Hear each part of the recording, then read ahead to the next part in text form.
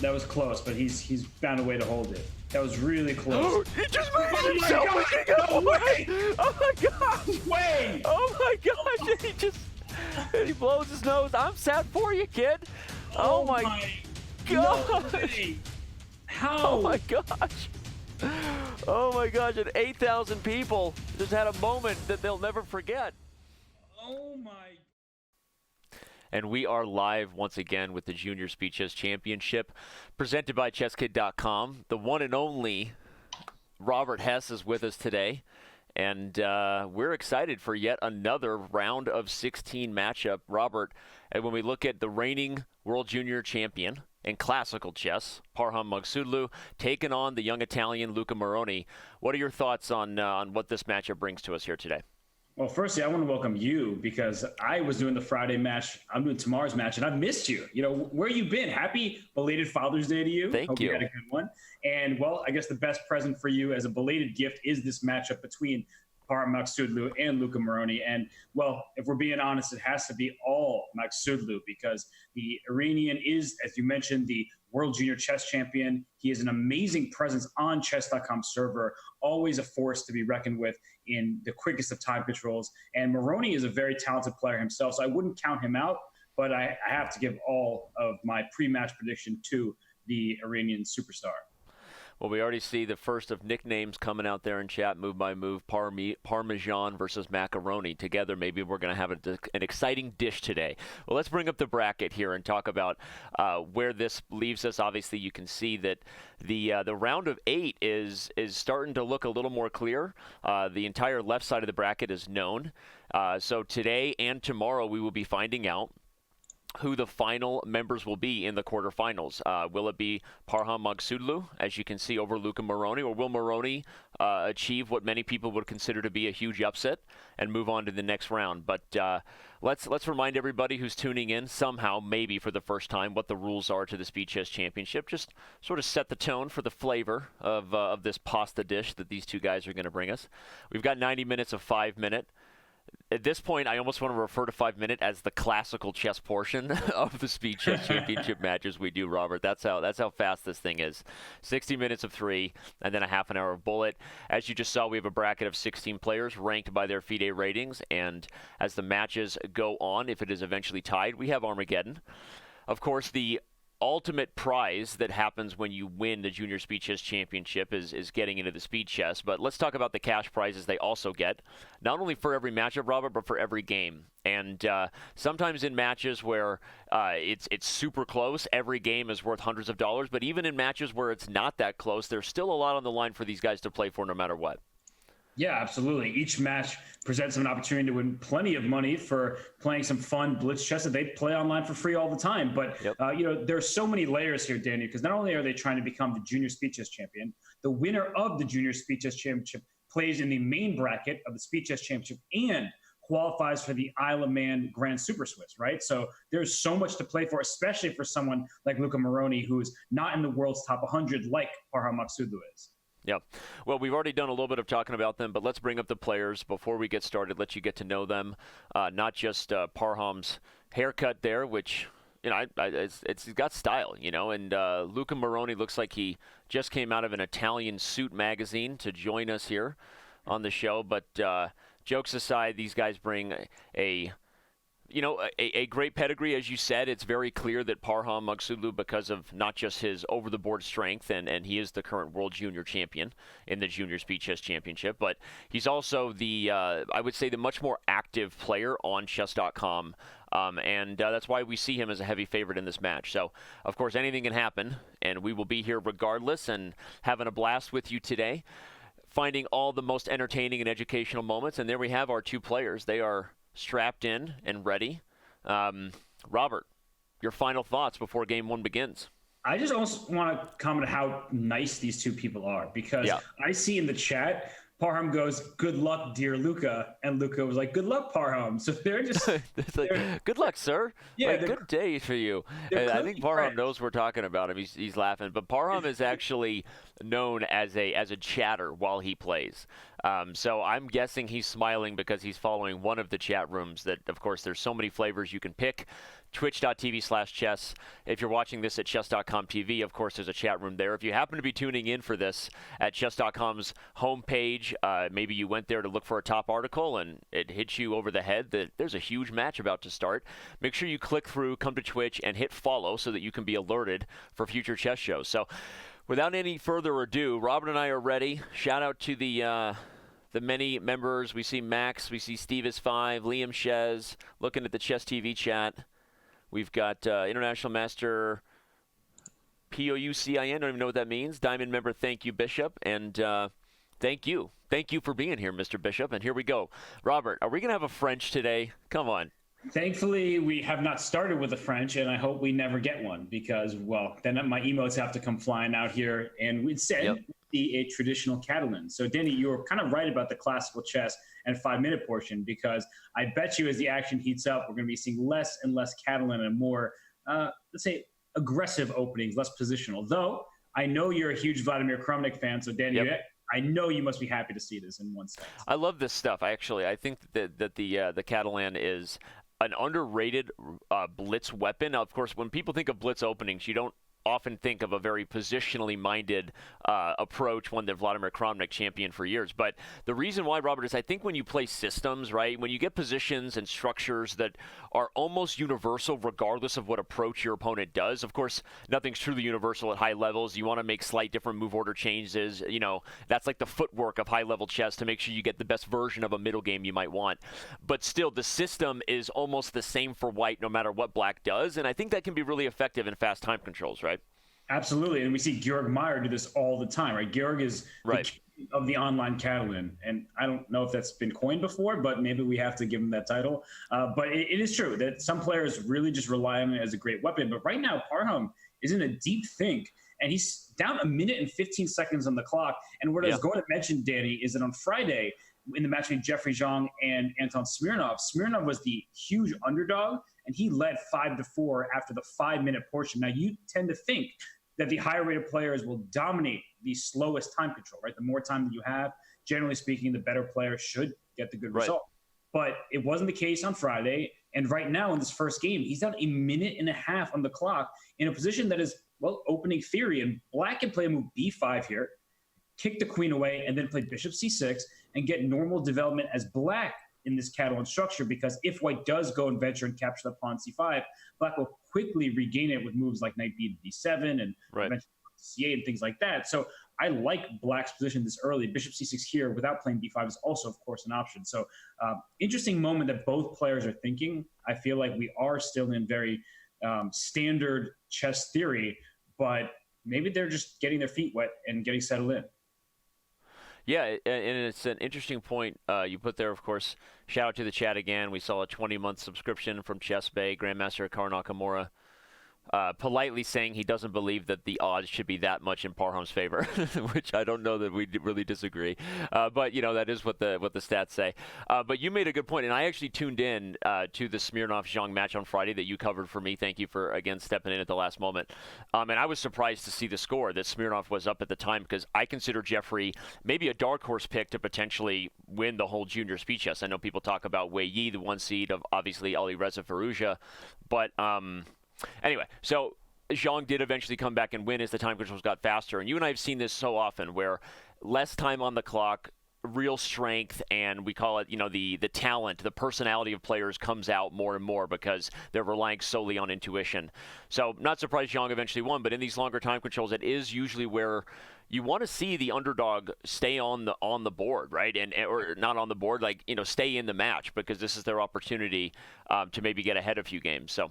Absolutely, especially against players like Parham and Ali Reza in particular, because Firouzja, is, as we know, is a bullet beast. Right? That guy is as quick as they come, with the exceptions of the likes of Hikaru Nakamura. Not many people in the world are better bullet players online than Ali Reza Firouzja. So you do need to stay close. And if you can stay ahead, of course, that's the best situation. But if you can stay within 2 games, I think anybody has a chance going to the bullet. Now, right now, if I am Luca Moroni, I still see that I'm up 50 seconds on the clock, so I don't have to rush too much.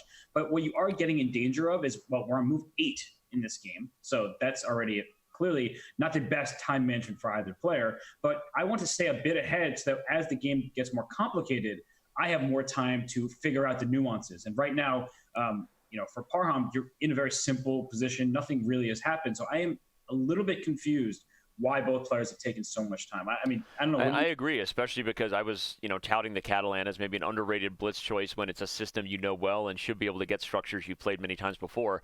Yet clearly that wasn't the case here, right? These guys obviously not either that or they're, really doing some deep thinking about maybe preparation they did for their opponent. I don't know. It's hard to really assess why they're taking so much time. As you said, they're already both under 3 minutes, and we haven't even hit move 10. Yeah, and I like White's position, Danny, because what's this knight doing on a6? Yes, it protects c5, but anytime there's a capture on d4 and then White's knight lands on d4 or e5 for that matter, look at that bishop on g4. Beautiful piece. Yes, I see, yeah. Yeah, it's a strange position. So Moroni plays rook c8, obviously the threat of taking on d4. A little more direct now with whatever discoveries will happen to the queen. So I would eliminate that threat by playing pawn to d5 myself. Very nice, and he agrees. Yeah. And I really like your point that knight e5 is coming. Honestly, this feels like a game that could get quickly out of control for black, and maybe Moroni recognizes that, so he's preparing to get castled before things get too nutty here in the center. But knight e5, I mean, this is now White's position kind of plays itself. So he didn't deal with the tension on the d4, c5 squares, I think, that well. Because by placing your knight on a6, what it tells me is you don't ever want to go down material, and you want queen b6 as well, keeping his pawn c5 well defended. But oftentimes in the black side of the Catalan, you actually sacrifice that pawn temporarily to get a quick play and quick development with your pieces so that you can gather that pawn right back. And now we see the problem with black setup is that moves like knight takes d7, d takes e6, you're opening up the floodgates for this very powerful bishop on g2, that Catalan bishop. And if you take on d5, it gets even worse because I take back with my knight and then take back with the bishop on d5, and f7 is weak, d7 is still a problem. This is getting really ugly for black here. Yeah, I'm showing some of these variations as you're discussing them. This idea of taking everything on d5 would be really, really problematic for black. In fact, probably something like this might even just be losing unless there's a saving move like bishop e6. But okay, we see Moroni does castle. But indeed, I mean, the most obvious variations of just taking on d7, taking on e6. White has the bishop pair, and black has terrible pawns on the light squares. So, and next thing is actually winning on the spot because after this line with de6, fe6, knight a4. I was just highlighting it. Look at us. Today we're completing each other's sandwiches. By the way, you could go for a really good sandwich after this together. We'll do that. I would love one. Okay, so I think knight a4 is about to come, as you said, and hard to see how black deals with that. Note that even some sort of weird intermezzo, you could try knight e5, fails everyone because white will end up being up a full piece after the queens are exchanged in this awkward way. So, okay, the queen slides over, but as Robert highlighted for a long time, this Catalan bishop is kind of like White's version of black having a dragon bishop, right? Just always looming, always watching, always judging, a lot like your parents. Right? What are you doing here today? You're on Twitch, right? Your parents come in. Yep. Parent over shoulder, right? That's what grew up with in messaging. Speaking of what you're doing today, remember you should also get involved in social media. Get involved in the discussion with every Speed Chess Championship. Today's daily question is a broad one, really broad strokes. When we're asking a question, I think appropriate for the Junior Speed Chess Championship, brought to you by Chess Kid. You think about kids, you think of child chess prodigies. I actually thought of another question, after this, but Robert, you know what it is. Who is the greatest child prodigy of all time, regardless of the genre niche, thing they're doing? Of course, names like Mozart, right, have to come into play. But I would argue that the most famous child chess prodigy is not actually Bobby Fischer, but Josh Waitzkin because of the movie Searching for Bobby Fischer. But curious what you think about this. Yeah, I think some people would end up disputing that how one is qualified for the word prodigy because. Right. I'm just waiting for a car in the chat, honestly. I just want to see it. Waiting for whatever. But definitely in terms of international fame, because a movie was made. There it is. There's a car. Hey, I knew exactly what I was doing with that. And I didn't say he was a deserving but a lot of people think of Bobby Fischer. And although most people think that movie Searching for Bobby Fischer is actually about Bobby Fischer, right? I mean, right. The general pop culture would say that that's the movie about Bobby Fischer, right? And you're like, well, no, it's actually about Josh Waitzkin. And then it leads to those conversations you wish you never even started, right? This is why when I travel, people ask me, what do you do for a living? I just say, I work online. I don't even go into it. Yeah, it Because I is don't want to really have a conversation with a grandma if I say chess, like, oh, my grandson's a chess champion. Yep. He's a chess champion. Like, it's always a very vague label, chess champion. Like, really, he's a chess champion. Yeah, I would say, I mean, Reshevsky was pretty well known as a kid. And actually, New in Chess magazine had a really good article about him and how he might have been a couple of years older than was suggested. But it was about how he did all these simuls around the country and he toured. But, I mean, most famous chess prodigies, it's really hard to say because, at the time, the era in which the people became prodigies. By the way, this game is still going on. I forgot because we're watching Parham clean up. But yeah, go ahead. The Capablanca was amazing, but at the time period, people just didn't have the access to media that they do when you have a huge Hollywood film like Searching for Bobby Fischer. So obviously, Bobby Fischer himself was extremely famous in his day. So yeah, it's tough to say. Well, and get involved in the discussion if you want, either in Twitch or on social media. Use the hashtag SpeedChess, and you may have your tweet read on air. And if it's really interesting, and I'm feeling like Oprah, we might just give away some diamond memberships in the process. So get involved, give us your tweets. Remember, it's not just a question of chess; it's actually the overall. But obviously, I think our focus will probably end up being on chess. I wanted to follow up with who's the biggest failed child chess prodigy?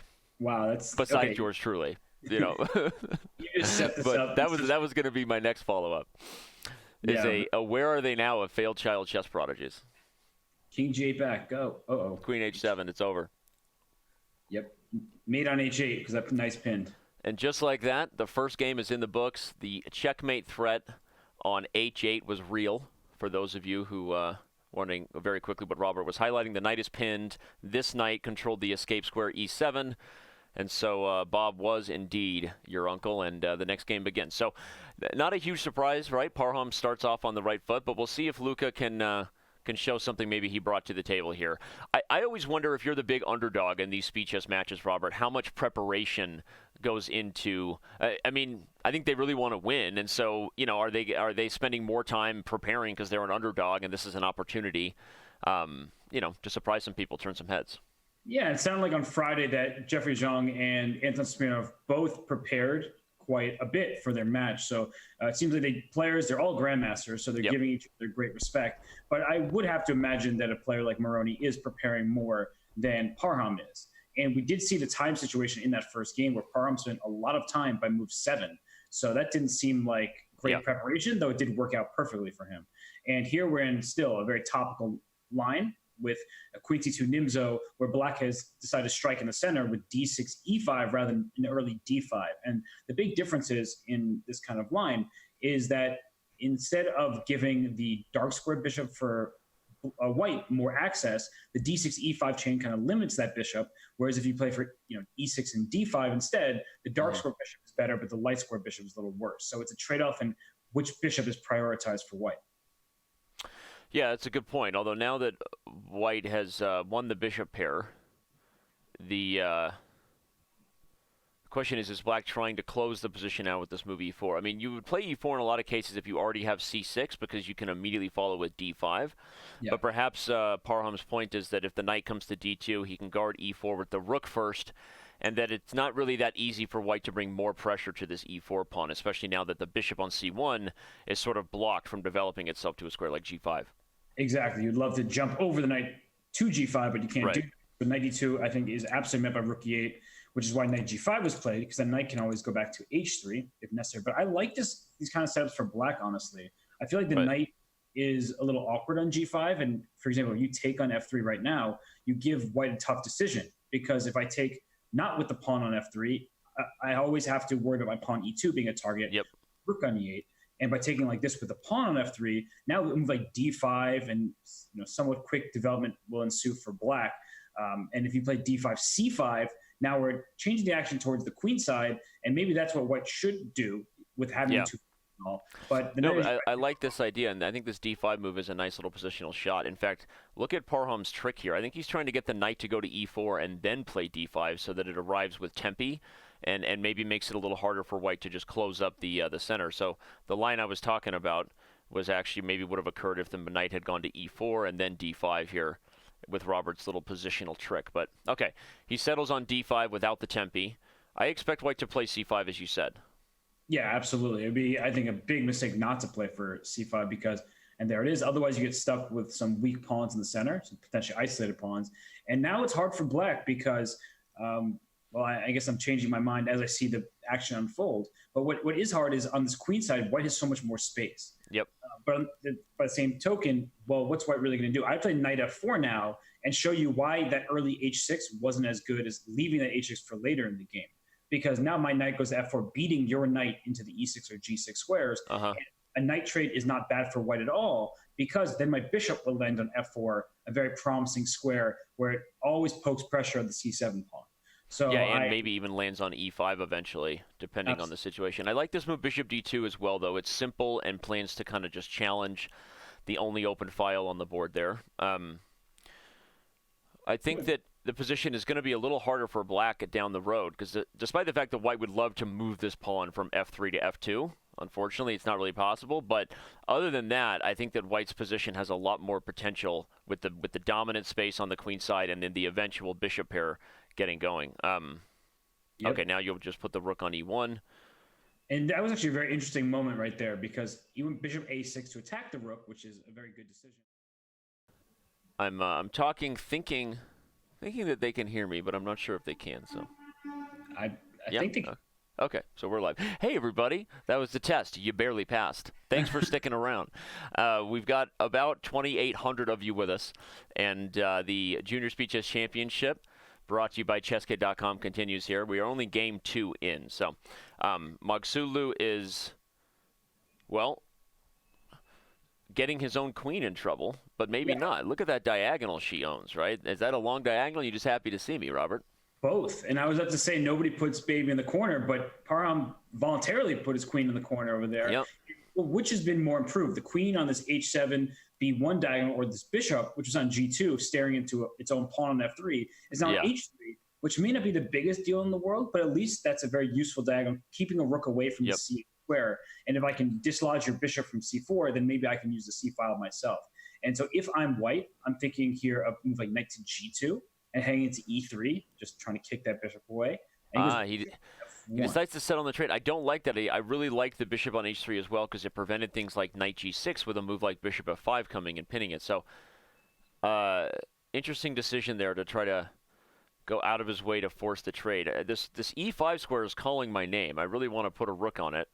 But if you put a rook on, I guess just knight to d7. Yeah, you'll kick me out with the knight to d7. That's a nice move there. Bishop d3. Look at that. That either forces you to go full Danny Wrench against the chess bras. How did we get our queen trapped in that scotch, by the way? Okay. Anyway, you either go g6 or you make the trade you already declined once on f1, and in doing so, bring white's knight to probably a better home on e5 than it is on f4. So, wow. And Parham settles on g6. I think we're about to see our first strike back here. Yeah, g6 is a move I certainly would not have played. I would have taken on d3, and absolutely taken on d3 before I ever put my pawn on g6 like this. And the reason why is I look at the dark squares, and white has a dark square bishop. So what I would want to do is actually now not trade the light square bishop. I would play bishop c2. Yeah, and just keep that queen over there. Exactly. You keep that black stuck behind his own wall of pawns, and then you can actually launch an attack of your own. A move like pawn to g4, pawn to h4. You kind of have full control over the king side. Play a move like king to g2, king even to g3 if you want. Yeah. So my bishop on d3 is better than your bishop on c4, even though the bishop on c4 is cemented there. It's staring into open air. So no, it's a great point. It's a classic case of an empty bishop, right? Let's analyze that. If white brings the bishop to c2, what you're highlighting is that, again, the bishop looks nice, but and there you go. Moroni does it right after we highlighted it, because to Robert's point, you're not hitting anything of value, and the pressure points white has to improve don't change even if you leave black with this bishop, whether you want to use the a file or try to get aggressive on the e file or drive h4 and h5 even. I mean, you really are in control of the whole board here. You see Parham playing fast. Obviously, both our players are super focused and zoned in, but Parham, I think, just got this little bit of like sit up kind of look, like, okay, I know this is not going to be a good one, but if I can get up on the clock, maybe I'll have a chance in the ensuing time scramble. Something about his body language has told me that he's going to be playing fast here and try to get Moroni down on the clock. Yeah, but I mean, Moroni's position is actually getting worse as well, because once I put this knight on e6, As white, I'm always concerned about this blockade. And, well, I see that d4. I was going to say, you might even have d4 and d3. And absolutely. Right now, I play d4. Fix the problem of this bishop. Even if you lose the d-pawn, which I'm not saying you're going to, playing d4, just the fact that it frees the d5 square for the bishop is a game changer. So that was a big mistake to allow that exchange on e5. Yeah, and I don't really like this move h. Oh, I guess the h-pawn was hanging. Never mind. I was going to say d4. Well, maybe you could have sacked the h-pawn, traded queens, and played d4, d3 like we were suggesting. Yeah. Because somehow I don't really like this h5 move because it keeps my knight permanently tied to e6 as well. Because the last thing I want to see if I'm black is bishop g5. Well, never mind. I was going to say queen f2 was the move that I would... queen f2 to free the bishop. Yeah, and then play f4, f5, and launch a quick attack myself. So this is an interesting point, though. I mean, now... Moroni would love to just play slowly and blockade any potential of a move like d4 by putting the bishop on the square, but now Parham is getting super aggressive on the king side, and again, the time scramble here is definitely favoring black. Yeah, this looks... Also, the position is now getting better for black, because you have this blockade that we were talking about. The knight on e6 stops everything from happening, and... Well, what's white really going to do? White's playing king g2 to try to get a rook to h1, but black isn't going to take on g3 anytime soon. Taking on g3 would be very premature. Okay, rook h1. You're saying, now please take on g3. Yep. That, of course, is not happening. So what is black going to do? Queen h6 makes sense to me. Trading off the queens, trying to dislodge the blockade on the d4. Oh, he does it. And he's going to play the bishop e3 with check, I assume. No, doesn't this lose the e5 pawn at the end? Ooh, wait. But he's got h4. But isn't... I don't think this was a good trade for Moroni, though. I think that he probably should have kept the queens on the board, maybe playing f4 as much as he didn't want to do that. Just rook e2 check now, and then d4, d3, rook d2. e2 check, run the d-pawn. Yep. This also is going to threaten rook e1 check, followed by trading rooks, and rook e1 check. The bishop falls in the end. Yep. In fact, that's an option now. I guess you got to be careful. You don't want the b pawn, right?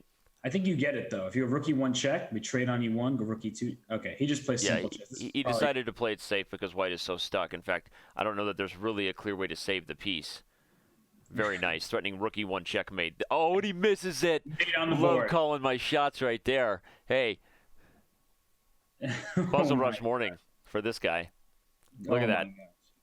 You're ready for it. You know your chess career has gone totally downhill when you're getting excited that you saw a mate in one before it was played. But whose careers are not going downhill? These players. Let's get to know them a little bit better as we are now into Game 3 here of the 5-minute portion. Let's bring up and talk about Luca Moroni, the young Italian. We asked these guys questions. They give us feedback. Of course, everyone has seen some really awesome answers by some of our participants. But here, Luca Moroni keeps it focused to chess. Although his interests, I think again, they don't always realize we're asking your interests like in life. But he says his interest is Puzzle Rush. But maybe that is his interest in life. Robert, you've often said chess players are pretty one-dimensional. But let's not talk about it right now. Whoa! Don't you put me on the spot like that right now, in front of all these viewers here. This is whew. Hey, I love you. No, but I jokes aside, Puzzle Rush is an interest of a lot of people because it's, first of all, it's easy to play and very rewarding, and it's addictive. Don't lie. That's why Chess.com did it. Let's keep going. Let's talk about Parham Maghsoodloo. Of course, we've mentioned he's a heavy favorite in today's matchup, and maybe by some accounts one of the favorites to win this whole thing. I don't know, but he's from Iran. Obviously, his countryman Ali Reza Firouzja is maybe even more well known to the Chess.com community, even though I think Parham is currently the stronger player, right, over the board as far as their successes there. Also a little bit older, so naturally. His interests are Blitz, and his weaknesses are endgames. Interesting. Well, his strength is experience. Funny thing for a junior chess player to say. Yeah, his strength is experience, yeah. Seems funny. He doesn't say experience in what, right? Yeah. Just chess, I guess. Hikaru chiming in and saying, no, his weaknesses are actually tactics. Which is awesome. Oh, man. Well, he's being intentionally misleading. He's intentionally misleading, right? A lot of subterfuge going around these days in the NBA draft, and apparently some subterfuge in the Junior Speed Chess Championship. Yep. By the way, regardless of where you're watching this, thanks for being here. Yeah, absolutely. Sorry, I didn't mean to No, you're fine. I shouldn't have cut you off there. What do you got here on this weird-looking reverse Benoni? I was going to say, I sort of hate these positions from White's point of view because you lack space. Yes, you have this beautiful bishop on G2, but how to actually make use of it is a whole other story. And if I'm Black, I always think, can I play G5 or does that weaken my king side, right? You just put your bishop on F4, G5 attacks that bishop, or do I just start trading some pieces with moves like bishop to D6? And I know that, you can take on E8, I have to take with my knight on E8, and moving backwards for a couple moves. But I love the situation my bishop on F5 and he plays bishop D6 because the D3 pawn is always a target. And if you're not playing knight to E5, which I've just prevented you from doing, your bishop on G2 is staring into a wall of this knight on C6, pawn on B7.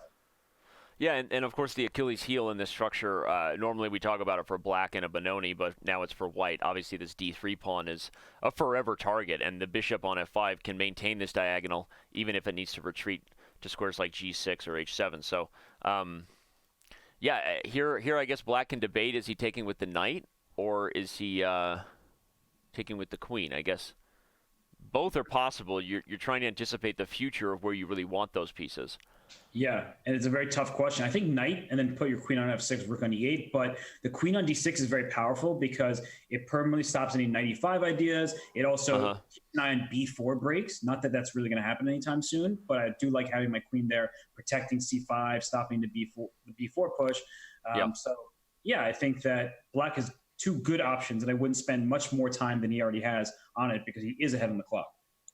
And he ends up deciding to take with the knight, probably preferring your setup you refer to with the queen on F6 and the rook on E8, which I like too. I think the queen on F6 is okay. I was going to say she's flexible and pointing at the king side maybe for other tactics, but not anymore. Parham trying to unwind the pieces from the back rank, but that comes at a cost. If Black could somehow just move this knight from D6 to F4, you would just love Black's position. That's the only thing that sort of hold White's positional commitment here together, everyone, is that these moves can't currently be taken advantage of concretely. Black doesn't have pieces to access these dark squares. So interesting decision there by Parham. Yeah, well, I'm just reading that Parham is the 4th-ranked Blitz player on Chess.com. I didn't even know that. Guy's a monster. Yeah. And, well, right now, one of the questions, Danny, that I'm thinking of is, do you clear the diagonal for good with B6? So you say that bishop on G2 has the full scope of the diagonal, good for it, long-range piece, but it's empty. Right? We keep talking about empty bishops. So is B6 followed by knight D8 to E6 to get to your F4 square a good idea? Or should I just leave this pawn on B7 for, well, the foreseeable future so that my knight is well defended in case this knight jumps away from the F3 square? Tough decision. Well, Luca's thinking about it. I think so far it's been, a bit of a clear advantage, Maghsoodloo, in regards to time management. Yep. But that's a tough thing, right? We always say it's easy to point that out, but then if you played faster, would you make worse moves, right? Sometimes it's just tough when you play chess players that are, really good and really fast. But I do like your plan of putting the pawn on B6 just to, as you said, make this bishop empty and then maybe try to relocate those knights to get surgical up in these dark squares. Ooh, but I don't know. Parham's just not allowing it. He's that was a nice move, Danny, because now bishop takes C6, queen takes E5 is kind of a threat. At least, I don't know how quickly you want to get rid of your own light square bishop, but your knight on G3, knight on E1, wherever it moves to, does a good job of holding the E file. Right? I agree. So let's analyze that, actually, because the other threat here when the knight comes to E1 is not just what Robert said. I mean, and this is a concrete threat. Just take, shake, and bake. It's a free pawn, and that would be a passer on the A file. But also you're threatening knight C2, and then maybe even B4. You mentioned that earlier as a thing that Black wants to keep their eye on.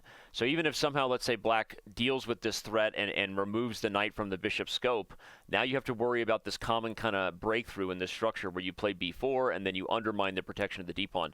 And I think these sort of tactics are why Moroni gets a little desperate over here with F5.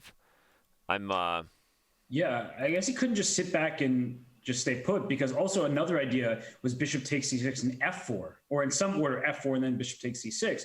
And the point was that once I take out C6 and I have my pawns on F4, my knight will go back to F3 and then into E5. So so you're saying play F4 before taking on A5 with the queen. I'm showing a line like bishop C6, BC, and then F4 followed by knight relocating back to the square. Okay. He went F4 is right after I said, and I think it's very bad now, because what if I just take on G4 and play queen H4 and win a pawn?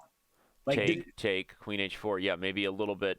It makes no sense to me. Like I was saying, but F4, if White plays queen F2 and you take G4, okay, so there's just no no concrete follow-up for me. I was thinking maybe he just sacrificing a pawn to try to get an initiative, but I don't see it.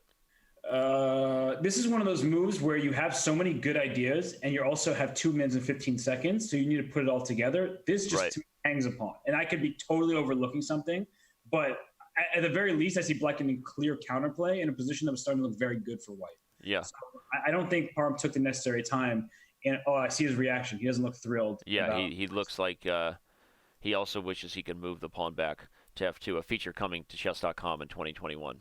So, they're retreating pawn. But he looks like he just hangs a pawn. But it was a nice positional idea you pointed out, and I guess Hikaru's prophecy holds true. Parham miscalculating tactics in favor of a positional idea. A strong one. The pawn coming to f4, Robert's point was it denied this knight and prepared things, as we said, everyone, to maybe use the e5 square. But just a tactical miscalculation played without using enough time on the clock. And, okay, will this be the first game that the underdog strikes? Right now, Moroni in a position to do so. Just look at the time. You can tell Parham missed it. Yeah, and I don't think there's really any. Okay, I shouldn't say there's no way for Parham to come back in this game because, of course, there's not that much time. There will be tactical elements here. Maybe the king on g8 won't feel too safe with the open diagonals, things like that. But it just looks so good for black because not only is queen h4 threatening to win the knight on g3 and the pawn g4, once that pawn on g4 is removed, now you have permanent control over the f5 square for the knight, and you don't really have to be in harm's way at all. So. Well, he eventually does take it after using more than a minute on the clock to just kind of confirm that he had to. And now he's going to be in trouble. This could be the first time we've seen Parham get under time pressure. If you're just joining us, everyone, Game 3 of the Junior Speed Chess Championship brought to you by Chess.com in this second-to-last matchup in the round of 16. Parham obviously has jumped out. That's current world junior champion reigning Parham Maghsoodloo playing there against the Italian Luca Moroni. If you're joining us via the Twitch front page or Chess.com's front page, make sure you hit that follow button for the biggest events in chess. Don't go anywhere before you do that. All right, bishop f3. This is kind of what I thought originally, Robert, that there would be some sort of weird way to pretend. No, it was a sacrifice, right? Whenever I blunder, I like to pretend that I did it on purpose, right?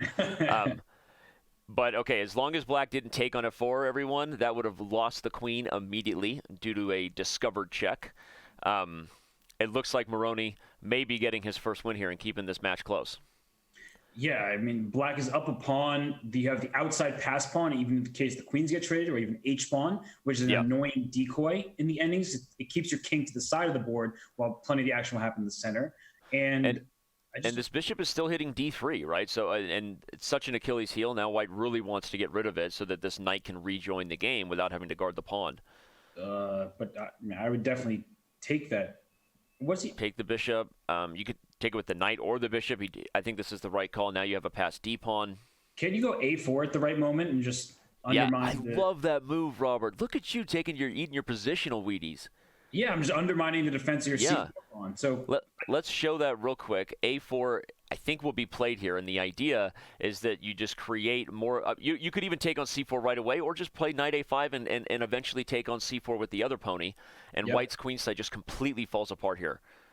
Okay, Moroni misses it with g6. We'll see how they handle these final moments, but I think a4 was the shot, Robert. Yeah. Oh, e5, as Hikaru pointed out, but there was no opportunity to take on b3, I guess, because the knight could come to d2 and guard b1. Yeah, maybe it was an inopportune moment, but a4 at some point feels like the right idea. Now I would just go, well, hold up. Do I have to go knight e7? Yep. It feels right. Oh, they also have under 10 seconds left. At least Parham does. It's going to be a time scramble. And I don't know who that bodes well for. I mean, I have to imagine it's good for Moroni. He's up a pawn. He's in a better position. But I think Parham's the better. Okay, now a4 is a real threat. Parham will try to stop it. Oh, or not. He doesn't. He said, I'll just take you. And then put my knight on b2 to protect both of my pawns. Okay, it's going to be interesting. The knight will be frozen to this square, guarding both c4 and the d3 advance. He sacrifices Donna on the d file. But watch out, because now king h4, and after knight a3, a5. And then take on c5. Oh, my gosh. And Parham is swindling his way through this endgame. I would drop my king back to e7. Okay, because now I thought that there's going to be some ideas. Do you just take on e5 here? And I think he does and just eliminates the risk. Oh, my gosh. He might be winning. No, black's winning. Yeah, the knight is too slow. And this is a really good reminder of why they always say that knight and pawn endings are the closest to king and pawn endings, because these noble steeds are not the most effective pieces at stopping past pawns. One final trick, going for the forky mode on c2. That would have been funny. Well, I mean, it would have been sad for Moroni. Luca goes full Mutombo, shakes his finger, and says, "No, thank you. Not in my house." Robert. Ooh. Luca strikes back, right? Yeah. I almost feel like I'm in a Star Wars episode. Yeah. There you go. Hikaru goes, "That's full Jordan, not full Mutombo." Dude, Mutombo delivered the blocks like nobody else for years. Yeah, but he That's true. If we do at some point have an adoption today, we may have an opportune moment to actually fit in Luca, "I am your father." Like, these words won't even be forced. They will not be.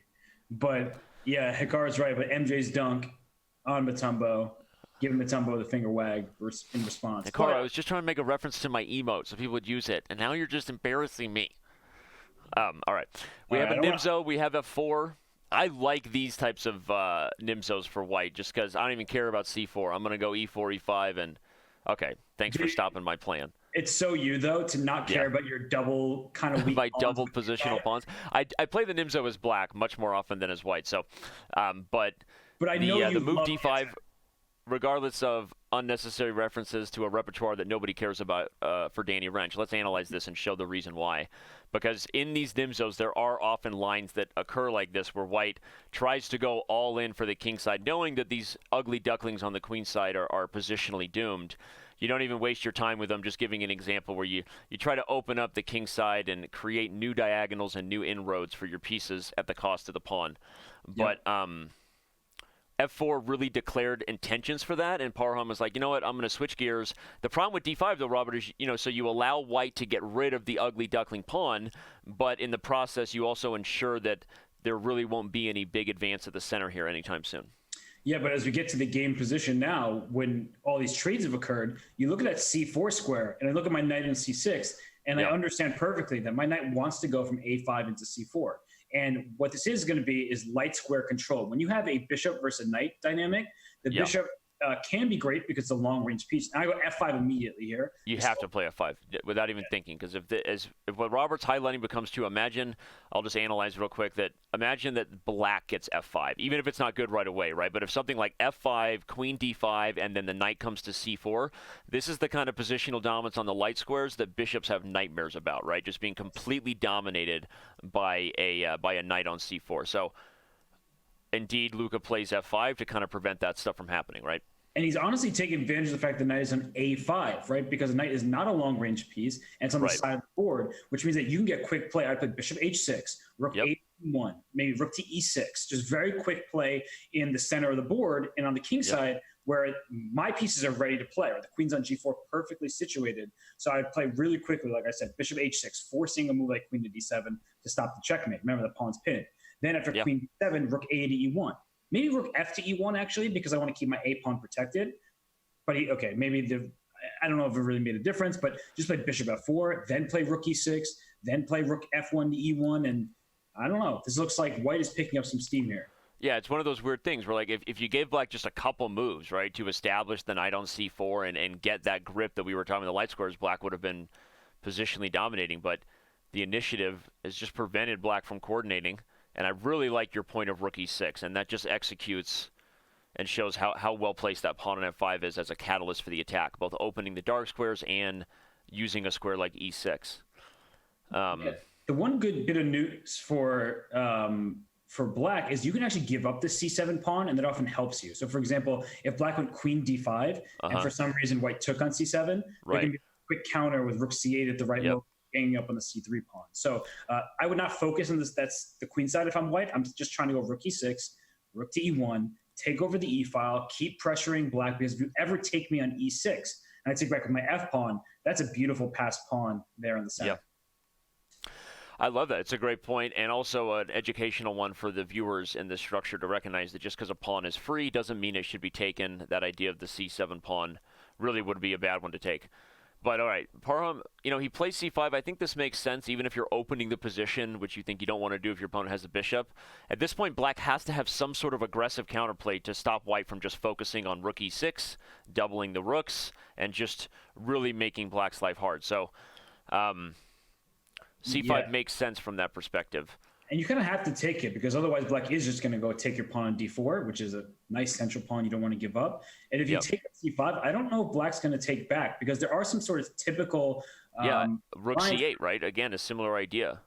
Yeah, rook c8 or maybe even knight to b7, hoping that my knight can get there. It is because his knight wants to get very nice to stop rook e6. And if you take on b6 and take with my a pawn, then your a2 pawn does feel a bit weak. And so sorry, go ahead. No, go ahead. I was going to say this is super instructive stuff to highlight the idea that the material is less important than the activity the pieces are getting here. And I think that what you're pointing out here, Parham going to take back on b6. We assume there on the live board he does. Is who got the better of that, right? I mean, black is fixing the biggest problem it had with one of its pieces, the knight, guarding the biggest threat, and this counterplay is just super difficult for white to deal with. I really like this idea. And I actually like this with bishop e3 a lot because you were saying if that knight wins to c5, now I'm going to capture it, and I'm going to force black to prove that he has enough compensation to hold the draw and nothing more. And why I say that is because in a rook endgame or a queen and rook endgame down a pawn, well, it's going to be a tough battle. Here, that bishop on d4 is beautiful, and the knight on b7, where is it going? If it goes to d6 to c4, well, I still do my rook e6 plan. And the whole point of sacrificing this pawn was that so you could put your knight on c5 to stop rook e6. And, well, I mean, maybe I would try to go knight a5 to c6 and try to get the e5 square now that there's no longer a pawn on d4. But I like it's so slow. It feels like white's going to get something really faster when the rook hits e6. I agree, but I don't know what else I'm going to do because you're going to go rook e6 no matter what. So why did he play b5? It feels like maybe going full pawn sacrifice there and fixing the knight was a better approach than letting white land this really, really great square d4 for the bishop. I think it was not desperate. I think it was thematic in a way. And you see this a lot in various d4 openings as black, where you just give up this pawn and take, have your 1-on-2, your b pawn against an a and c pawn for the counterplay. The problem is your counterplay is not nearly quick enough because we're seeing it happen right now. White has control over the e file, which is very, very important here. E6 is protected though, but at the cost of disconnecting the rooks, and that starts to make you fear, back rank tactics. I start spying queen h5. Okay, it doesn't work right away, right? But you're looking at this, and these are the types of positions that lead to puzzle rush moments where pieces are undefended on long diagonals. There's back rank problems. But okay, Parham did calculate. I guess he decided it's safe, and I don't see a knockout blow for white just yet either. Yeah, there is. You really want to be able to take and play rook e1, but you can't do that, and your a2 pawn is hanging. So how do you defend all of that? You can make a move like rook to e2, but that also feels potentially vulnerable to knight c6. Black will probably continue the plan you highlighted. You were pointing out the knight would find a5 as a route to c6, but on d8, the knight's probably coming to c6 on the next move if white doesn't do anything. Yeah, that's actually pretty annoying. I really don't want to.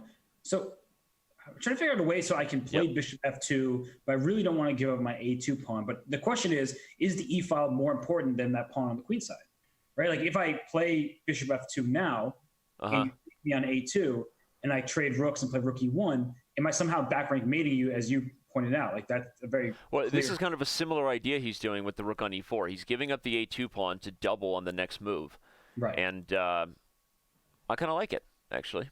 Yeah, I would not take. I think knight c6 was a good response there because rook a2 feels too adventurous.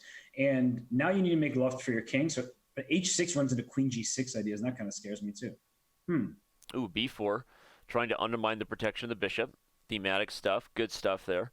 Yep. What black has to be careful about is, even though we applauded this pawn sacrifice with the purpose of improving the knight, everyone, over the last few moves, if somehow all the smoke clears here at one time and white just ends up being an extra pawn up on the queen side, it's just game over, right? Lights out. So black has to be careful that, if all the rooks get exchanged, that white doesn't have another way to maybe force the queens off the board or even the bishop for the knight, because that'll be a real problem. And that's what Luca wants here. That's a nice move, queen e2. Just I like it. Full control of the e file, and if you take me on e4 and take with my queen on e4, now your knight's pinned on c6, so your rook on a8, and so if you take on c3, I take with my bishop on c3. Now I'm up an outside pawn. Yeah. Well, the a pawn survived the battlefield, right? And if that ends up being the case, you'll be winning in the endgame. Yeah, it looks really, really good for white there. So because black really does not want to make a move like rook g8 or rook c8 or rook b8, some rook with e-rook move to pieces on the board, because then you give up control over the e-file. But maybe that's what you need to do, is say, I'm losing control of the e-file regardless, and it's a hard decision to make. Do I keep 2 rooks each on the board, or do I swap a pair right now? Right. I would argue, if we take the practical aspects into account, that I agree with you. This was right now. White now has to guard the f5 pawn, so watch out for that, whether you do it with the queen or even play g4. But I think this was the right decision by Parham, everyone, because just if you look at the time scramble, keeping the pieces on the board increase the opportunity for your opponent to blunder. Right. And indeed, maybe, no, the f5 couldn't be taken because there was rook e8. That would have been all kinds of fun, back rank problems. Yep. Okay, but look at this. I mean, Lucas says, "All right, I'll prove you wrong, Danny. Keeping the piece on the board is going to favor me. Here comes bishop takes h6. Bishop takes f6. So knight takes d4. If you take with the rook, I have queen a7, and all of a sudden the table's turned in black's favor because that rook. But if we take with the pawn, you still can't take a2 because I have rook e8 and then mate on g6, and I'm threatening rook e7. So I'm going to go rook g8, preemptive move, saying I'm going to protect g7. I'm going to avoid rook e8 stuff. So rook he g8. does it. Yeah, it looks like a good defense. If the queen comes back to e2, everyone, now f5 will fall. So I think you have to guard a2 with the. Oh, he plays the queen back. I think rook up was better. Yeah. Oh, but he's I think he missed this. Wait, but the a2's not hanging right now. But this is getting kind of weird. Yeah, I think he just forgot about f5. I think rook 1 to e2 was the move there. Yeah, now we might see things just get traded off here. The time scramble moment is happening. Both players totally focused. Rapid eye movement. Parham going up a pawn though. This is going to be a bit uncomfortable. Likely a peaceful result is in store, though, when a rook ending with an increment, less likely somebody just gets flagged ruthlessly. But I would play this on forever if I'm black. Yeah. I mean, especially if you're Parham and you feel that you'll get better as the time control gets faster. No reason not to milk the total game clock, which, good reminder, everybody, that if you're watching the Speed Chess Championship maybe for the first or second time, that's the other battle the players have, is not just their opponent, but racing against the clock, and especially if you're the one down in the match. It is 3 segments, of course, of 5 minute, 3 minute, and 1 minute, but right now we have about 40 minutes roughly here in the 5 minute portion left.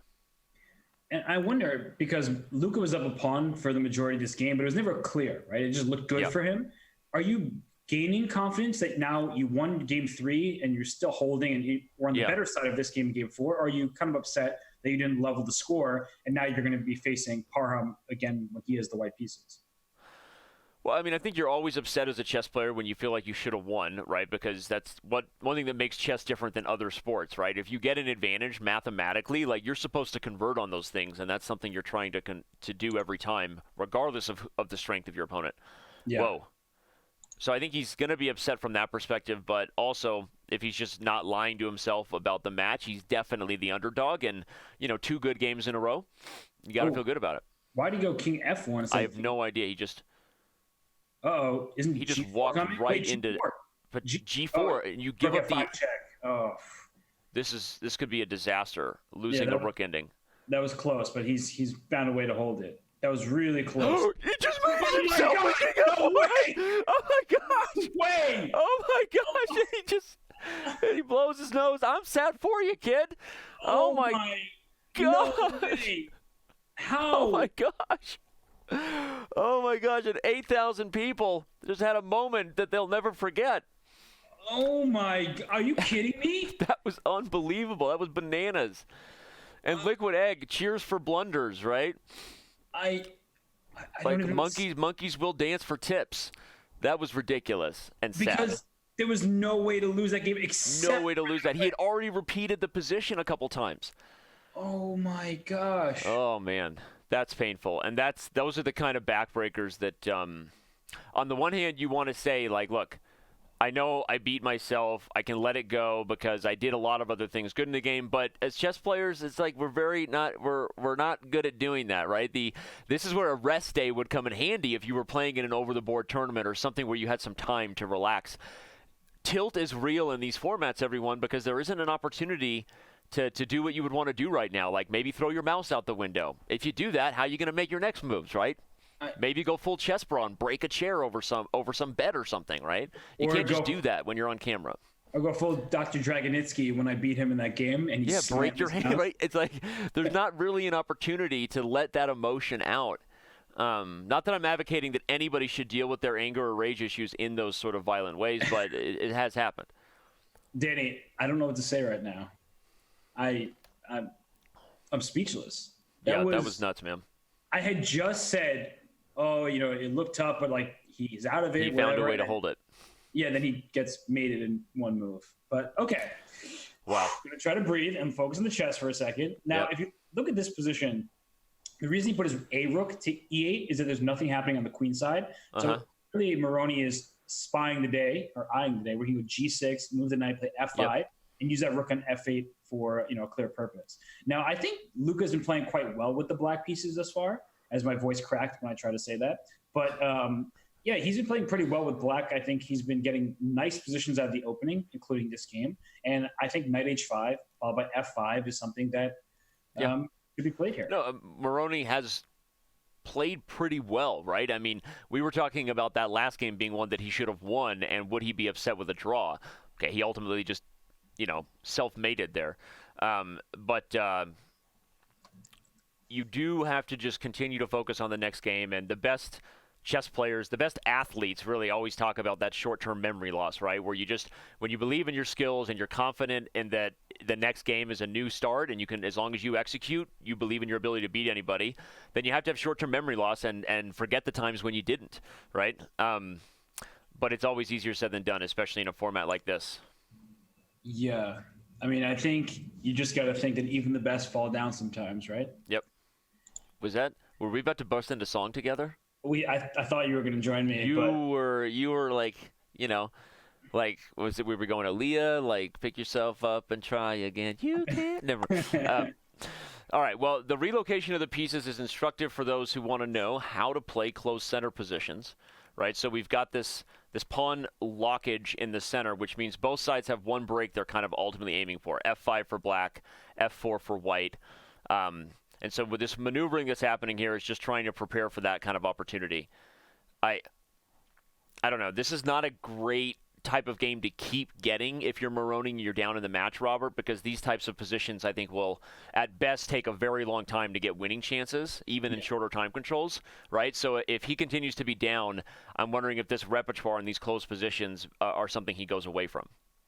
Yeah, and right now Parham's actually up quite a bit of time on the clock, but I don't see a break for either side. You definitely were correct to mention F5 for black, F4 for white, but it's pretty hard to see how either side gets that in, because if you ever play F5 for black, and potentially I will have knight take on F5 and knight G5 ideas. That looks pretty strong. Or even I'm just highlighting that the queen is sort of spying this knight on H5, right? Yep, and he starts with knight G5 to prevent F5 in advance. But what happens is H6?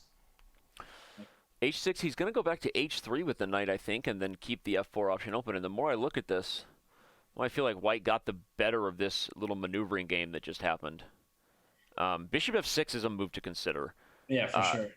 Right, he ends up deciding he'll take the bait, let the knight relocate it. I like the idea of Bishop F6 potentially if there was a way to... I was wondering about a knight sack. Like, would Parham have been so brave to go knight takes F7, knight takes G6, but... It probably didn't work out. Let's analyze that real quick. If the knight takes F7, if I'm being honest, the board is so locked up. I was just looking for something fun. You're so much freer with other people's knights than you are your own knights. Why don't you pick on your own knights, Robert? You get queen G4 check at the end. I can't block with the queen on G5, but you only win one back. So probably would not have been the best sacrifice. Yeah, but it just felt fun. It did. I was with you. Right? You can pick on Parham's knights anytime. The move queen f3, I guess, spies G2 as a new home, and why, I don't know. Yeah. Why? Because you can. How is G2 a better... I guess you want the queen off of the file, potentially, of the rook in case you do try to force f4 in. Oh, wait, is f4 now going to be played? Is it time? But the thing is, even if you get f4 in, and you can't take back with your pawn on f4, the knight d7 gets the e5 square, which is pretty useful. Well, and I keep spying knight f4 for black as like a... Okay, I'm not saying you want to, but let me analyze it just to show it real quick. If the knight comes into f4, the point is you were just pointing out that the pawn on g3 had a job to defend the knight, and if this transition was somehow helpful, it might open up white's king and... Okay, knight f4 is no longer on the table since the queen can't hit the knight. But did you look at that at all? Do you think knight f4 was a possibility maybe? I guess you can. Yeah, I didn't really believe in it, but I definitely keep it in the back of my mind. I think it's something that you always should store in your head. But actually now, sorry, it's in the live position, maybe G4 for white. Might be time. Ooh.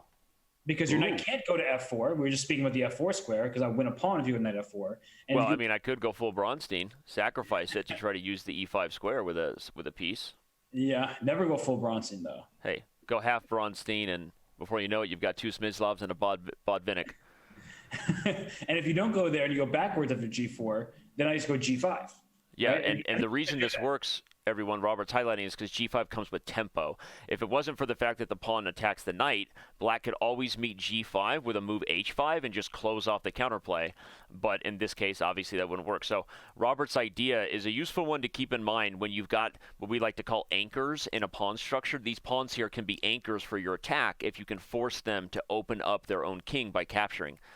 So G4 and G5 is trying to take advantage of an opportunity to use the H6 pawn as an anchor to open up the position. Yep. Instead, we're going to see continued shuffling. Instead, they prefer the ongoing game of shuffle puck. Yep. Now the knight goes to F6, so if G4 is played, it will no longer be with Tempe. Mm-hmm. Although I'd still consider it. This is not a position that I thought we'd be talking about this long. I mean, this feels like someone hits the draw button, it's just like the chess gods come down and say, "You're too boring. Game over." Do you think this is this feels like the longest game in chess history? We were only what move around 31. It feels like 330.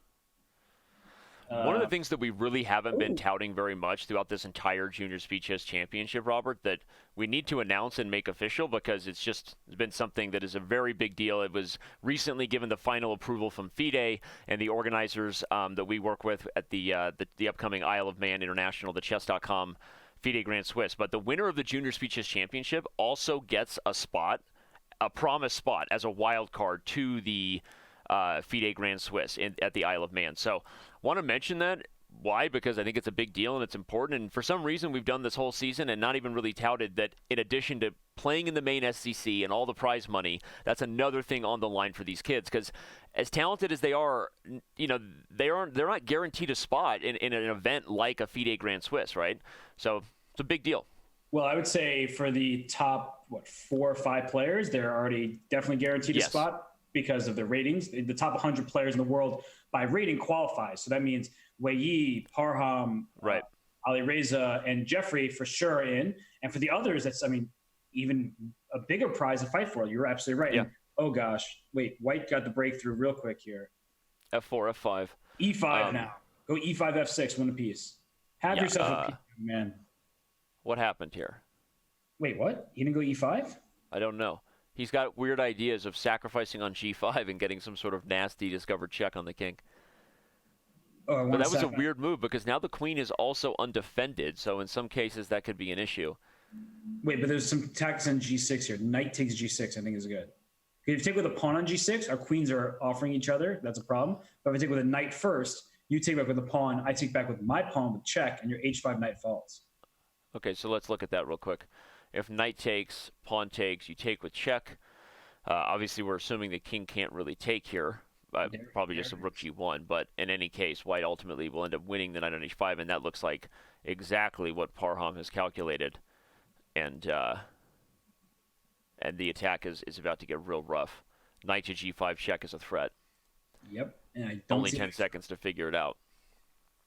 Looks over. You can't stop knight G5 check. You're just... Ooh. Oh, okay. Knight G5 is go king G8 at least. But what about... I'm just going to continue sacking bishop H6. Yeah. These aim on pieces. And because the knight E5 is going to be undefended there. Yeah, this is rough. This is a really rough, kind of rebound game. Being totally honest, after mating himself in the last game, he just lost 12 minutes on the total sort of match clock, right, to lose a really, really tough game in an opening that I don't think he should continue to repeat, frankly. It's just not a good match strategy, I think, to play a structure like that when you're already down by 3 games as less time is on the total clock. But also the positions haven't been that great. Okay, you've said he's equalized kind of with ease, but then what, right? It's just not a very, I don't know, enterprising opening. And I think you raise a great point, because a lot of players who are less experienced and are trying to learn openings, they're like, but I've been told this is equal. The issue with that kind of mindset is Right. that positions may be objective evaluation with an engine assisting you might say, oh, the position is level.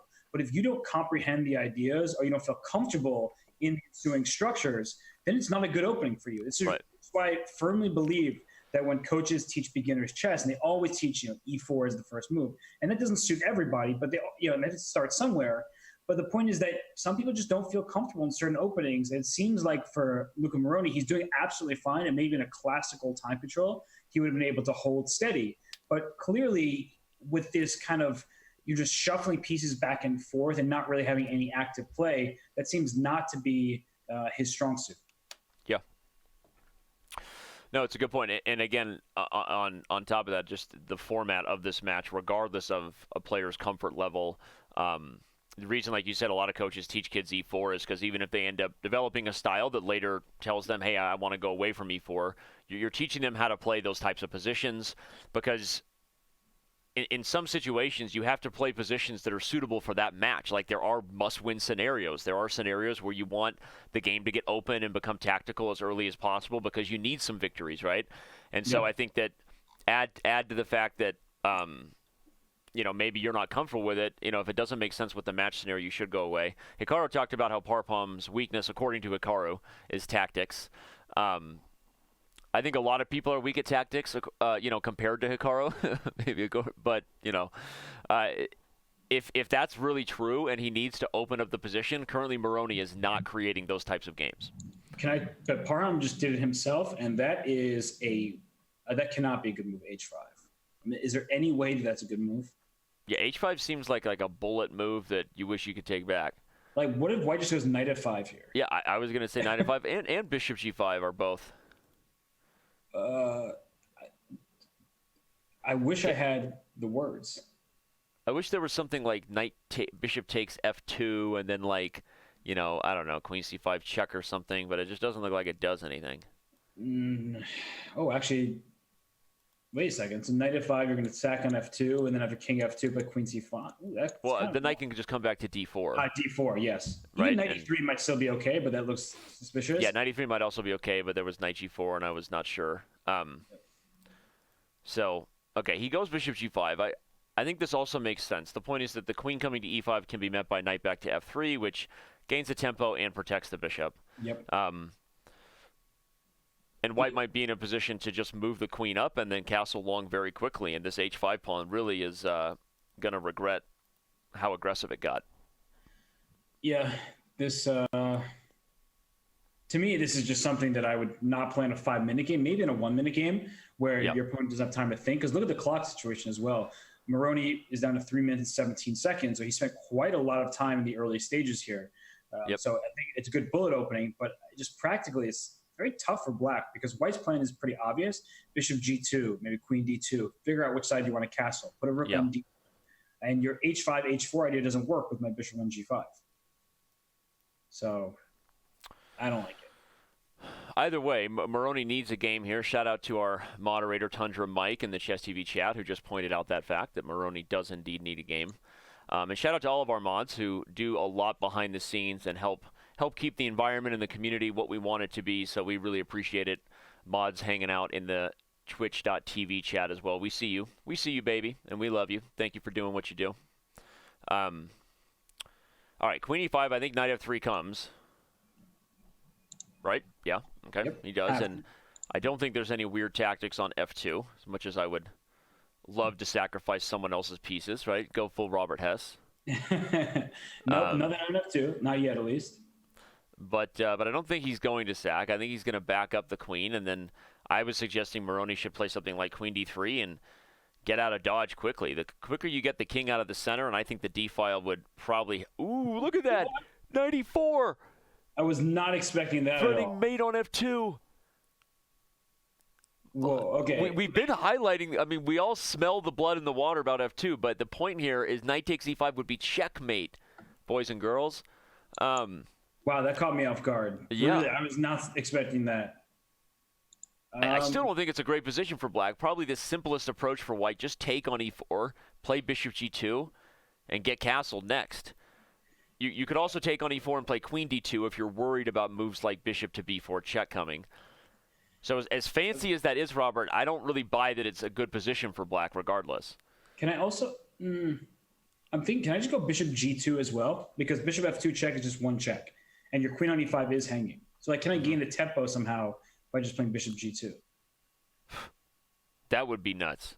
But then I guess you can take on... No, that trait... I don't know how to value I like that. Let's analyze what Robert's saying. The whole thing here is if bishop g2, your queen is still hanging.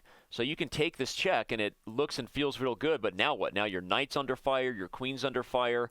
If we get a simple trade, then eventually your bishop actually falls on f2.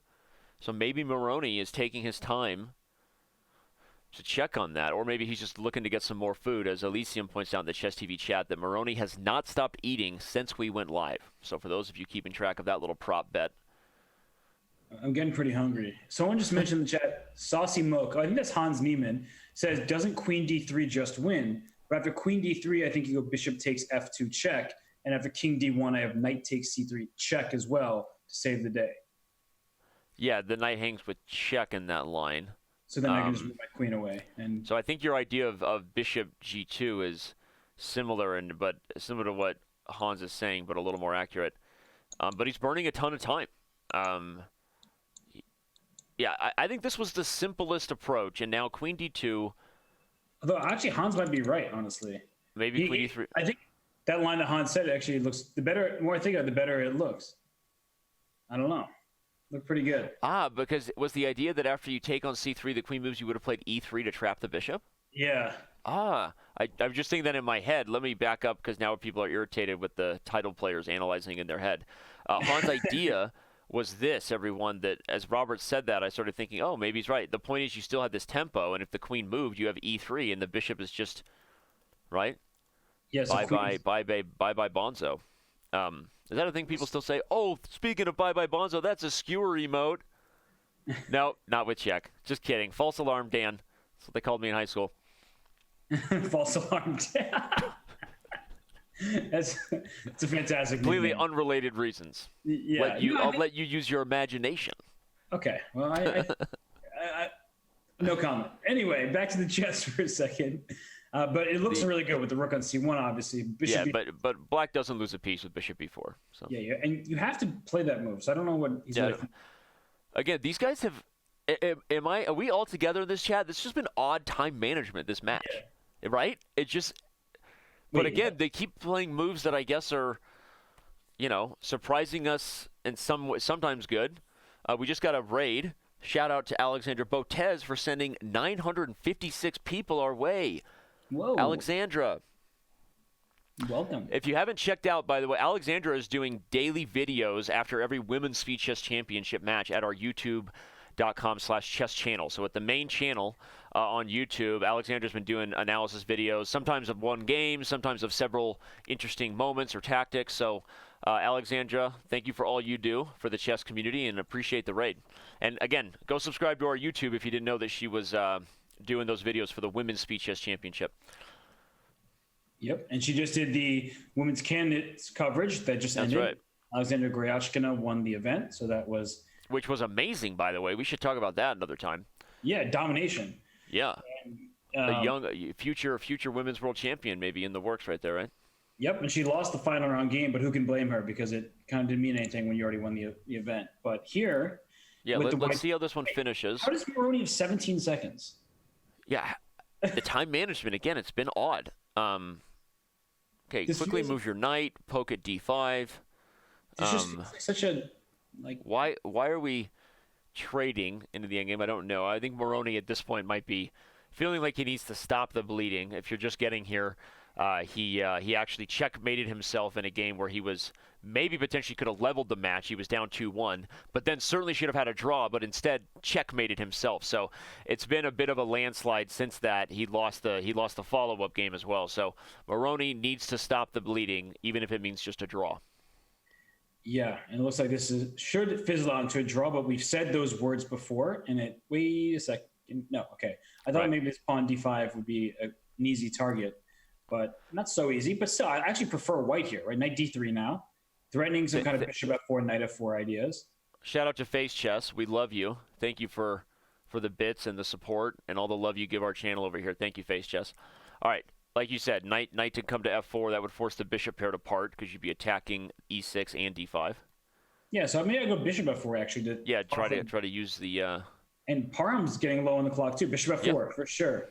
But this is bishop will back up. Play bishop h3. I was going to say maybe you play h4 there and just stop. Okay. I kind of like bishop h3 ideas as well, just getting your bishops into the queen side. I was trying to stop g5, which is why I wanted h4 last move. Oh, okay, that makes sense. Bishop h3. Because now bishop h3 can be met by g4. I feel like h4 was like the surgical Soviet move. I don't know why I just said surgical Soviet move. Welcome to Chess.com TV, everybody, and six and our seconds, coverage though, for Parham. So this is a bullet game. Dude, this is pure bullet. Put the knight on e5. Wait, but there's black knight c5. Just are poking holes. That's how you win bullet games. Yep. I honestly poke and prod till someone blunders. Bring the bishop to b8. But then bishop b6. Oh, bishop b6 won the d4 pawn. Oh my gosh, he's missing opportunities. But this still looks really good for black all of a sudden because now the d5 pawn is hard to attack, and then e4 is great. Oh, what is happening here? Okay. Again, we've said it should still be a draw, but with only 1 second, he's literally living on the increment right here. I think black is now just in business. The king's coming in. Oh, gosh. Only 1 second. Oh, he played it with point 4. He has no time. King e4. Bring that king in. What's happening? How in the world are we? Wait, the f pawn. Oh, he just blundered. the f pawn runs.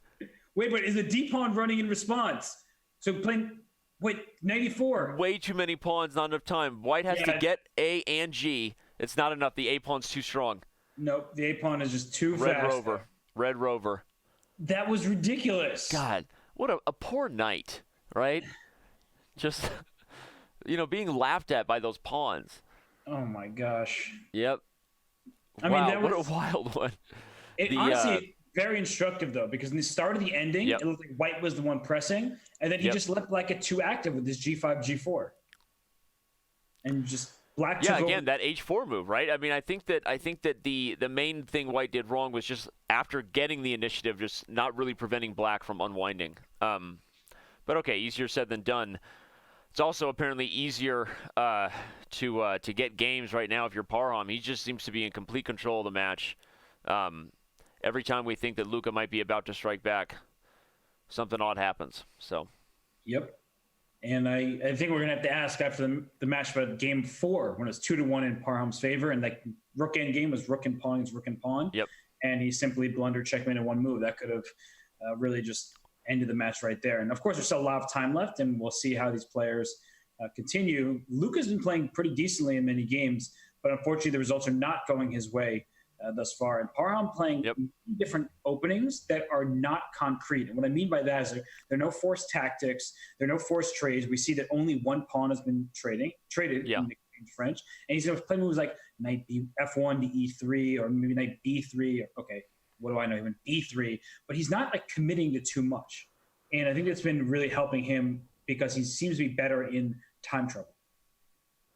Yeah, and I think he's playing stylistically something that is just very easy for him, as you said. I mean, he doesn't want the super messy or really deeply prepared kind of theoretical stuff. Just wants to play something not necessarily dull, but calm with a lot of maneuvering, and we've seen it work really, really well because he's had a lot of these games have taken a lot of time off the clock, and that's in his interest too if he feels like he's a better bullet player, as a lot of people saying in the chat. Parham, one of the best, most active bullet players on our site. So not quite the legend that strikes fear into the hearts of people like his countryman Ali Reza Firouzja does, but still a pretty strong bullet player.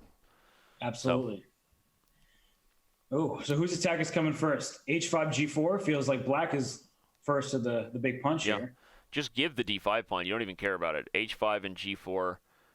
Yeah, actually, if you take on D5 with knight B4, winning that pawn back if need be. So H5 feels pretty good, man. Why trade on E1? I don't know. Maybe so that after rook takes E8, you want to take with the rook and get your rook distracted from the H file.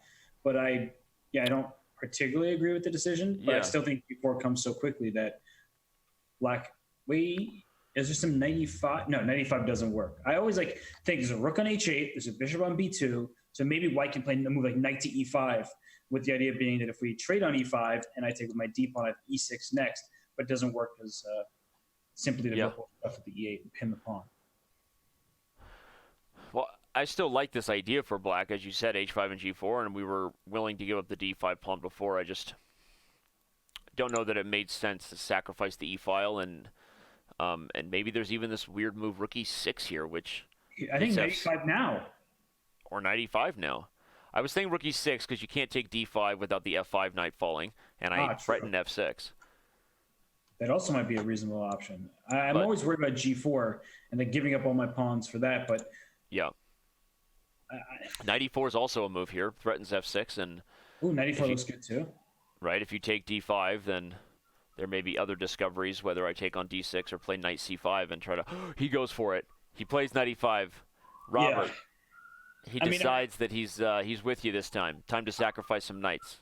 I wanted to play it when it didn't work, and now it certainly does work. But that's why I always say to people, it's important to have ideas like knight e5 in your head, even if they don't work. And I know, Danny, sometimes you like to sacrifice pieces, and you're like, oh, it doesn't work here. But I always actually applaud you and think it's good that you have those ideas in your head, because you never know when they will work. And it was simply cd5 and playing the more aggressive knight b4. Moroni played the more the retreating move knight e7, and out after knight e5, we see the point. Pawn takes e5, pawn takes e5 back, and once I go e6, your rook on h8 will be hanging. So yeah, let's analyze that just to show everybody the obvious reason why this works.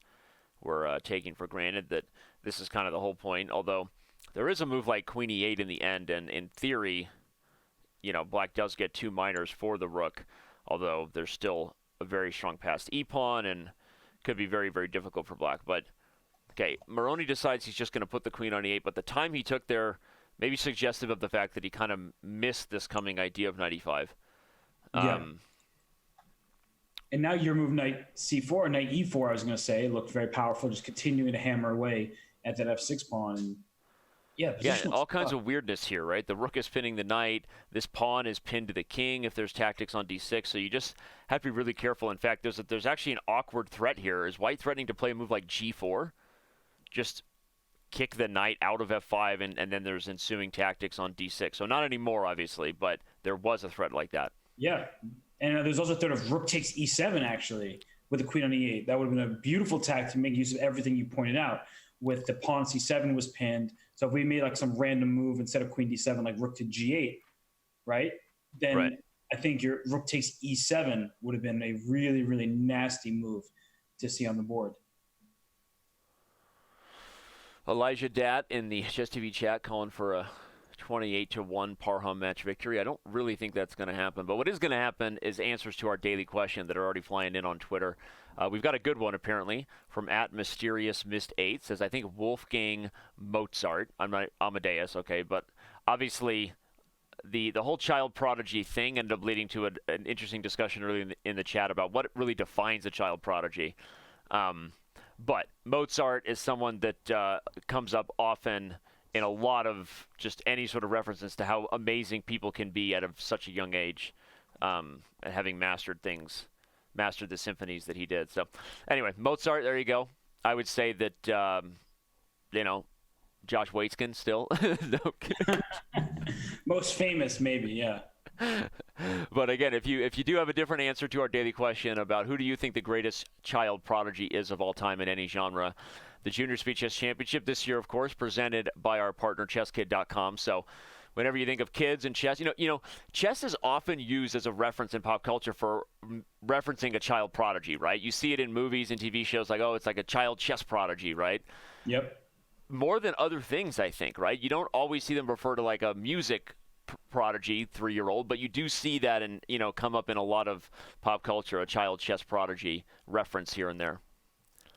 Yeah, it's I don't know. It's also, you see it more and more, I feel like, at least publicly, with these talent shows everywhere, right? You just have more access to seeing like these little kids who are amazing pianists or singers or musicians of some sort, right? It's all over the place. So speaking of all over the place, what is happening with White's position? Yeah, this is rook to d1, pinning the knight. Isn't Black's on a pawn, right? Something just happened where. Yeah, he won the h4 pawn, and I kept thinking that there was some sort of reason why Parham gave it up, but isn't Queen C6 going for mate on G2 somehow? I like that. But mean, knight a5 probably gives us headaches on Queen c6. Yeah, you're right. Simply attacking my queen. You're a bully. You almost have to play a pawn to c6 at some point, but then you would give up the d6 square. So, rook e8. Is he threatening to sack the exchange on e3? I think he might be saying, if you go for knight e3, I'm gonna give up the rook for the knight. Or you can just take with the knight, actually, because the queen on c2 is under attack. Duh. Okay, yeah. Bishop. Uh-oh. That was Wait. Is there not something really crazy with the king on h2? Hold the phone, Batman. Trying to knight f3 check? Yeah, like what is going on? If you take f6 takes d7, there's rook e1 check, king h2. I want something like g3 takes, knight to g4, king h3, rook h1 mate. Oh, that would be really nice. So like you could somehow start with move g3 and then do that. But he plays knight takes g2 first.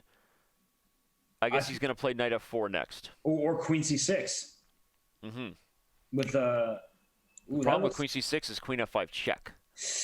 Oh gosh, you get there just in time. And then white takes d5 with the queen. Yeah, that's a problem. So there must be something else on king takes g2. You have to. It might also just be desperation, and it might be wrong. Yeah, but knight f4 is still really irritating, right? I mean, if king takes, knight f4, king g3, you even have things like knight e2 check. If takes everything and rook takes on d7, in the end, is that endgame not okay for black, right? With a really powerful rook on the second rank, the passed h-pawn? Yeah, it's a good question. Maybe the king can run to h4 and not actually take that. Queen doesn't take on e2, in which case white's up a piece. Yeah. So now knight to f4 check, I think, has to be played. Again, we pointed out that queen to c6 fails to queen f5. So he goes for it. Yep. No, but I don't think you have anything better than that line I gave with knight e2. I don't think there's any mating attack here for black. And even after knight e2, I still don't think there's a mating attack, right? My king just hide on h4, h2, and I don't see the mate. Man, you're going greedy Gary on this. I mean, being greedy Gary sounds like a good thing to me. Uncle Yerma once taught me that your best human quality when it comes to chess is greed. Is what? Greed. My best quality or anyone's no, best? He's saying in general, like the best human quality we all have to embrace, and when it comes to chess, is being greedy. I feel like Yasser Seirawan would readily agree with that statement. Yeah. Okay. Well, Robert, you called it. This is an amazing line here for white to walk the king all the way up to h4 and just say, laugh in the face of danger. By the way, you're going to see the new Lion King, speaking of Simba? I can't wait. Ooh, G3, 30, wait, G4! Oh, it's a square! Oh, you missed it with knight d6. Oh, he's gonna look at the king is safe on h4. So after look how nasty that is. This is ridiculous. That's awesome. Thank you, Face Chess, for gifting that sub to Miss Botez. He's going to take e8, and there's rook d8. Oh my but there's queen c8, and where's the mate? There's no mate, but you're up a piece and take on e2. Just take everything and take e2? Oh, look, yeah.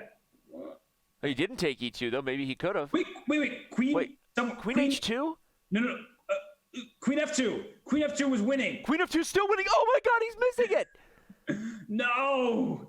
Oh, my God, he misses his chance again. Yeah. We're going to back up and show you why Queen f2 was winning, everyone, but oh wow. My gosh. It took me a while to see it. I was just like, what? No, it's something winning. Felt wrong that whole time. And keep in mind that right now the A pawn will not be winning. So what the black needs to do is sacrifice That's a great point. That's a great point. And trade off the B pawn, and that's immediately a draw. Yep, keep your eye on that, everybody. Robert's pointing out that if you get a position with just this one A pawn, the bishop, and this king makes it to the corner, it's a draw, even if black is down a full piece and a pawn. Yep, because the bishop has to match the rook pawn queening square, which it does not. Okay, it doesn't look like Parham has a clear way to sort of do the triple step like sort of tempo game, right, where the bishop outplays the knight because the knight is stuck to two squares in a blockade. But okay, the biggest issue here is going to be the time scramble. I mean, does a blunder happen with limited seconds on the clock? 97 works because he goes knight d4. I thought 97 threading knight d5 was better. Oh no, he's going in the wrong direction. It. Yeah. Yep. Looks not good. When the question is, at some point a4 is going to happen, and that. Yep, and now the f pawn starts running. And what happened in a pawn, so. What on earth was knight d4? Says Hikaru Nakamura. Agreed. I think 97 was still holding because the d5 square was eyed, but wow, just yet another heartbreaking loss we're about to see from Moroni, where he just gets outplayed and loses a position that he didn't have to get outplayed and lose. Let's back up to that critical moment that you were talking about, Robert, where Luca really missed his tactic on the board. Where was it? All the way back here, after instead of queen h2 check, the move queen f2 was winning, and the reason is that coming to h3 would allow checkmate in 1, taking h5 would allow knight g3, forking the king and queen. Yep. So Moroni misses a win on the spot here by playing the move queen f2 instead of queen h2. Yep, and wow. Yeah, I mean he's no time left. He was really under the duress of time trouble, and they're like, oh, there's got to be something, but I don't see it. And he probably was doing the same, but unlike me, he had to make the move on the board, and I could just figure it out by stumbling around. Yeah, and it's hard, too, because that fork on g3 with the knight, that hadn't existed earlier. Sometimes you spot tactics like that in games, right, Robert, when it was a theme earlier in the game, but it didn't happen because your opponent didn't blunder, and then they blunder it in a time scramble, and you're able to see it because your brain was already sort of looking for this, right? Right. When there's a tactic or a pattern that really wasn't a theme in the game at all and just happens to be there for that split second, and you don't have time to figure it out. So not like I'm making excuses here, not trying to be an apologist, but people should understand that it's very difficult to find moves like that, especially when your brain wasn't looking for that kind of pattern. Shout out to all the subs and the support that's been coming in here. We love you, whether you're watching us here on Twitch, Chess.com TV, trying to keep our eye on both chats, obviously the game chat on Chess.com's live server as well. Some of you doing that, and sometimes we see comments when they're watching, wow, these guys are just throwing down an epic match. I wish they did commentary for things like this.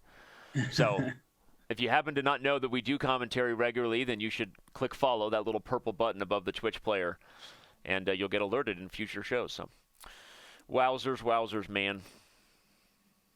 I'm like taking a breath right now because this match is clearly very lopsided right now, 6-1 in Parham's favor, but it really feels like it should be something more in the range of something like 1.5 points more for Moroni, 1.5 points less for Parham. I feel like Moroni has really tossed some chances away, and that's all credit to Parham because he's prolonged games in meaningful ways that have put all the challenges on Moroni, and Moroni has not been able to find the solution in those positions. I played G4, and I would play that especially because I'm down in this match, but I just want to get aggressive. Like, play G4. And I think you should play those moves even more quickly, right? Just instantly, right? G4, H4, like, trust your instincts and know you've got to make it dynamic regardless because of, like you said, the match situation.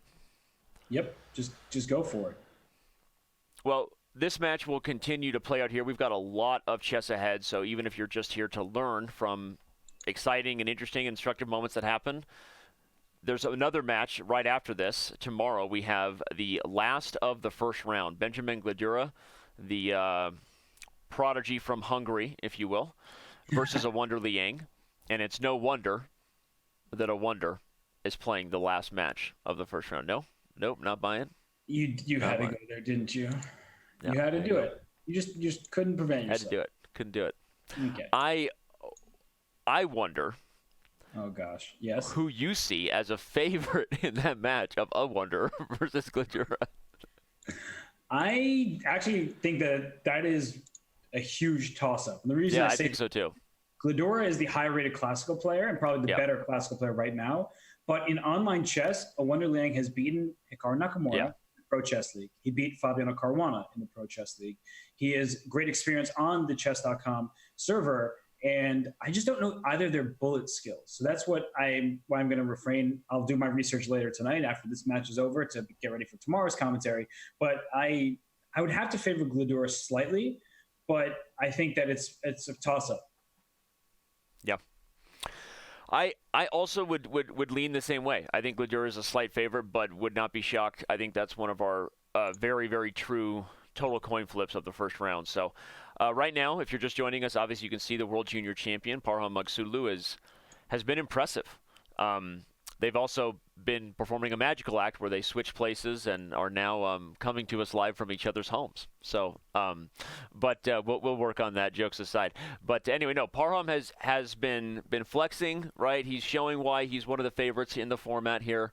And, we'll see how he continues to fare as the time controls get faster. Yep. It's funny because we've seen Moroni down the clock pretty much every game in this 5-minute segment, but somehow, some way, I don't really know why it happens, but players who are slower in the longer time controls end up being faster in the quicker ones. Yeah. And I think I suffer from this problem, as you know, is that when I'm playing 5 minutes, I feel like I have so much time. Yeah. And so I'm just like really just burning clock unnecessarily. But in 3 minutes from the very start, I'm just like, okay, I got to move a little more quickly. And then especially in bullet, I'm just like, well, now I have to move instantly because I really don't have any time. So I think Moroni might be going through some confidence issues now that he's down 6-1. Yep. But he needs to just kind of cool down, collect himself, and get ready for quicker time controls. Well, he's getting under time pressure more than Parham for sure. I wouldn't say it's been a hugely lopsided time management affair, but I do agree with Hikaru's last comment in the chat that he just needs to trust himself, turn off the brain, and just move, right? Sometimes it's just letting your intuition and what shine through, and instead of trying to play the best chess, put pressure on your opponent. Start using the clock as a weapon for you instead of it being a weapon against yourself. Yeah. And let's see. Well, now he's got to deal with the threat of the A2 pawn. That knight will just hop in and grab it and then jump out. The A2 pawn, as well as the threat of knight to D3, is pretty irritating, actually, because it's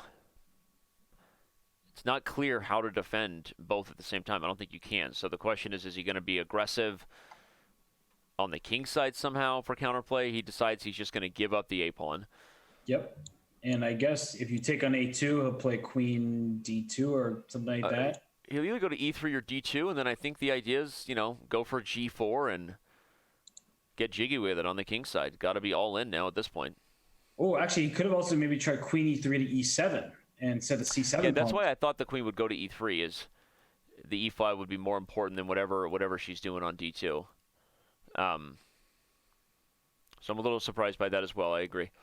Yeah, maybe he was worried about knight b4 to c2, hitting the queen and the rooks. But if he's going to e7, it wouldn't have mattered. I think he just. But let's analyze that real quick. Just a quick highlight, just to show Robert's idea, because instructive moments are what we do these things for, really. Because I think one of the things that the queen on e3 might highlight, just to show, is that if the queen came to e7, a position like this where black has control over the only open file, the 7th rank, this can more than compensate for the pawn you just lost. And you have to look for opportunities like that when you're down material, where you find other forms of compensation. And I don't even know who would be better in this endgame if something like that happens. So Moroni doesn't go for that, but now maybe regretting it, because I feel like this black will play c6 here, and the bishop's going to back up. If you had the queen on e3 in this position, wait, did he just blunder rook e8?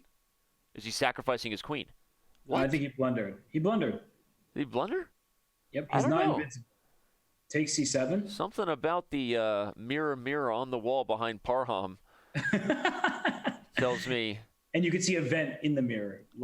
Yeah, there's a vent in the mirror.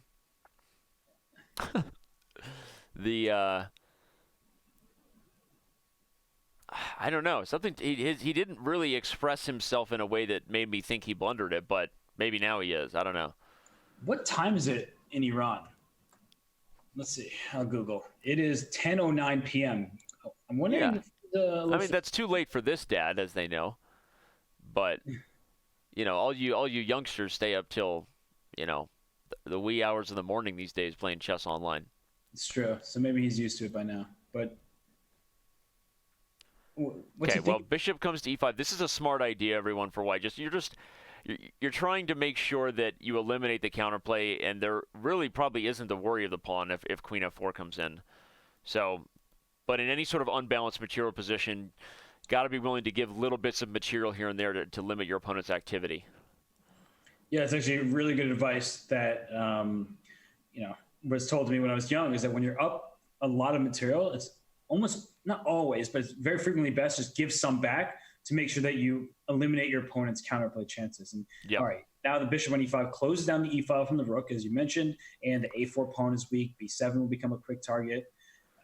If I'm black, I would try to do something like bishop d7 to c6, but then my knight feels a little iffy down there on d3, and maybe, I don't know, maybe white can just poke and just get through here. Well, I was looking at whether, the 7th rank was an issue. Isn't g6 coming? Ooh. Ouchtown. Wait, but g6 I take on e5? Yeah, you'll have to, right? Now I take back with the pawn. Right, and so... But still, I think this is a positive transition for white. Maybe I'm overestimating. Maybe black accidentally has this like really effective blockade on the light squares. Yeah, and I think that black can even give up this d pawn at some point. It could be useful to start pushing that rook d7 and then try to go d4. Yeah, rook d7. You just let the rook get to its magic square. Oh no! Although you have to be careful of e6 threats in some weird positions. This feels like a game that's going to turn around in black's favor, because white just doesn't have enough access points for that queen. And again, the main thing I look at is the clock. Okay, you can play queen g5. You should do so quickly. Now you're threatening e6 and g6 as well as f5. So he takes that pawn. I guess he's going to go e6 very quickly. So king g8, just keep my king as safe as possible. But no, actually, that doesn't keep my king safe, does it? Uh-oh. Yeah, maybe white is too... Oh, actually, e6 I have rook d5. Okay, passive defense won't work here. I thought rook d5 is the only way to put my rook on e5 and kind of guard the e8 square from behind the pawn. This looks just too passive. King e3. Oh, king e3, bishop d7. That's nice. Oh, there's a trick. The pawn's pinned, and he doesn't see it either. Bishop d7. Bishop d7. Only way to Black keep gets one pawn back. It's still white's game. Okay, takes h5. I thought maybe queen f4 poking over here was good as well. But again, this should still be a game that white can win. When you have an open king, semi-open king, and weaknesses on both sides of the board, that's really where the queen outplays the rook and bishop. But queen d5. Oh, no, you couldn't take on d7. What black wants is exactly this sort of thing. Just like get all your pieces on light squares where they defend each other, and you just, buckle up and pray, right? Just hope there's no real way to bust it down. This is already looking kind of drawish to me. I don't see a way to break through. Okay. The king can kind of eventually come to one of these dark squares, but then what? Okay, maybe you're right. This is what you're hoping for as black, is that something like this just works because there's no concrete way to break it down. Yeah. And indeed, yeah, wow. Is this a fortress? I know Magnus doesn't believe in them, but... Yeah, Rook f3! Check! He missed it! Oh my gosh! Oh my gosh! He just... And Parham had a chance to once again win a game he had no business winning. You hope Moroni doesn't do it again, because I don't think Parham will miss it a second time. If you're just joining us, this is obviously... What? We both just freaked out. Oh my God. Because we've already seen it. If you're just joining us, Moroni has already checkmated himself in a position he had no business losing in similar, not exact fashion there, but I think there's a reason why that reaction came out. Keep your judgments on how excited I get to yourself. Oh my gosh. Because we do have our first draw of the day? Yep. Yeah, to bring the 5-minute portion to a close. Of course, we still have 90 minutes of awesome chess ahead if you're just getting here. Don't go anywhere. The 5-minute portion underway. When we return, we have the 3-minute portion. The Junior Speed Chess Championship brought to you by Chess.com continues when we return.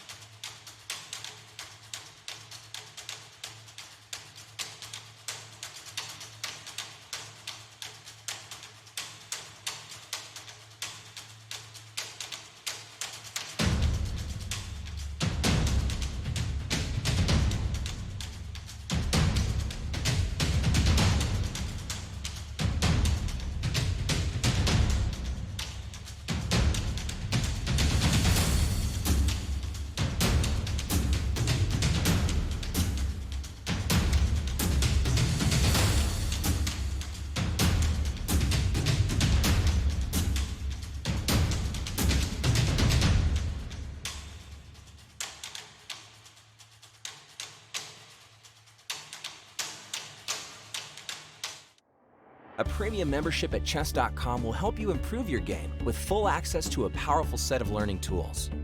Unlimited tactics let you practice like a master, with more than 50,000 puzzles to challenge you at every level.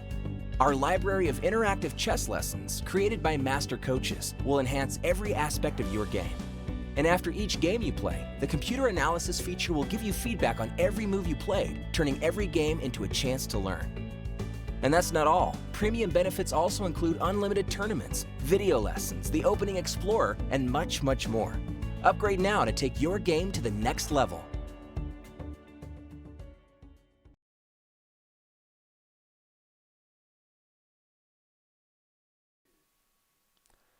Welcome back, everyone, to the second segment here in the Junior Speed Chess Championship, brought to you by Chess.com. The 5-minute portion is now in the books. It was a very, very good one for the world junior champion, Parham Maghsoodloo.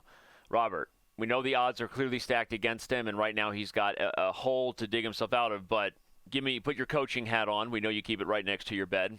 Throw that cap on and tell us how Luca Moroni surprises everyone and maybe helps turn this thing around in the 3-minute portion. Well, he has to play much more quickly because thus far he's been getting into way too much time trouble. And we're going to need to see him just even up the clock situation, because what's happening is he gets into time trouble. And once he's there, he's misplaying even some very good positions. So Parham, of course, is the huge favorite right now with a 5-game lead, but I think he still has chances. Okay, well, and as you've said, sometimes as the time controls get faster, it's the kickstart that you couldn't quite give yourself in 5 minutes, where you know that you need to speed up, but you also look at the clock and say, I've got time to think. So that ends up backfiring as you're consistently the first one under a minute. And 3 minute, you almost feel instantly under time pressure. And so maybe sometimes that big logistical change can be the kickstart you need to speed up. So did you see the coaching hat I put on? I knew you had it right next to you, and I love right. Is that the one you sleep in, or is that the one that you? Oh, that's just the one that I have never worn before. If I still has the tag on it. I know. I saw that right there. I mean, that was that's not a good use of our swag. You need to. I mean, I know you're really into announcing yourself as a chess player everywhere you go. So maybe you could throw that hat on and start wearing it around the city. Yeah, something like that. Can't wait to put on my Chess.com face tattoo. One of those that 3-week long ones, and then more stuff like that. All right, well, the 3-minute portion will get underway here soon, everyone. If you're just getting here, thanks for being with us here for the Junior Speed Chess Championship. If you're watching at Chess.com, you happen to be finding this on the homepage maybe for the first time, click through, come over here to Twitch, and hit the follow button so you can be alerted the next time we go live. And if you are watching this on Twitch or Chess.com TV, thanks for being here and chatting with us throughout the day. Parham maybe doesn't realize that it's his move, or he's frozen. Is he frozen? He looks kind of Elsa right now. Yeah, he's look kind of frozen. Let it go, let it go. Now Parham is back on the show. Here we go. All right, he's back. It's your move, buddy. There you go. All right. Well, and remember that in this format, it's part of the agreement the players have. They understand that there's only so much we can control in terms of their own internet connection, and we always recommend hardwire, no Wi-Fi, all that kind of stuff. But if it does happen, we try to be as lenient as possible. But sometimes players, lose games because of disconnect forfeits or get down on time, and we'll see if it makes a difference here for Parham. Can you give a quick shout out to Max in the chat, because he goes, "Dad jokes don't bother me anyway." Yeah, dad jokes don't bother me anyway. That's such a good response to you. Such a good response. Okay. Well, they do not bother me. Anybody who watches these shows knows that. For Father's Day this year, my kids got me a shirt that says "Dad bod." Oh, nice. So I don't know. I'm not going to comment about your body, but Thank you. That is a great shirt. Thank you for not doing that. Because it quite literally is a dad bod, right? That's right. Your body and you're a dad. That's right. There you go. Well, now we have this odd opening. Talk to everyone a little bit. I know we don't do as much detailed analysis as the time controls get faster, but I'm going to back up and analyze this one here. What is this system that White is employing with this move A3? We've now seen it twice. Yeah, it's trying to play for b4 over there on the queen side and challenge a more centralized pawn, the pawn on c5, for a more flank pawn, the b pawn. And by having black commit to the move a5 and then white plays for a4 is in the game, what you have done is taken firm control over the light squares on the queen side. Because it looks like you wasted a move by going a3 and then a4, but no, now black can never go a5 to a6. As Chess.com bugs won't allow you. And so as you see in the game continuation, white is continuing to ramp up pressure on the light squares, trying to open the bishop on g2. And if the move d4, which just happened, now the c4 square and the b5 square are under white's control over there on the queen side. And the central tension can be left for a long time, because if black ever takes on c3, then when white takes back with a pawn, rook b1 comes in as a problem with his b7 pawn, the backward pawn.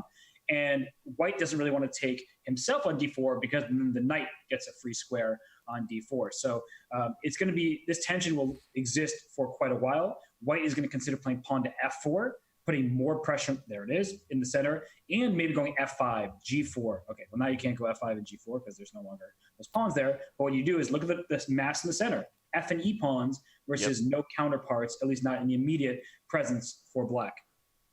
I first of all, excellent breakdown right there. No wonder you got that coaching hat on. But yeah, and the threats of e5 and f5 both just seem really pleasant for white.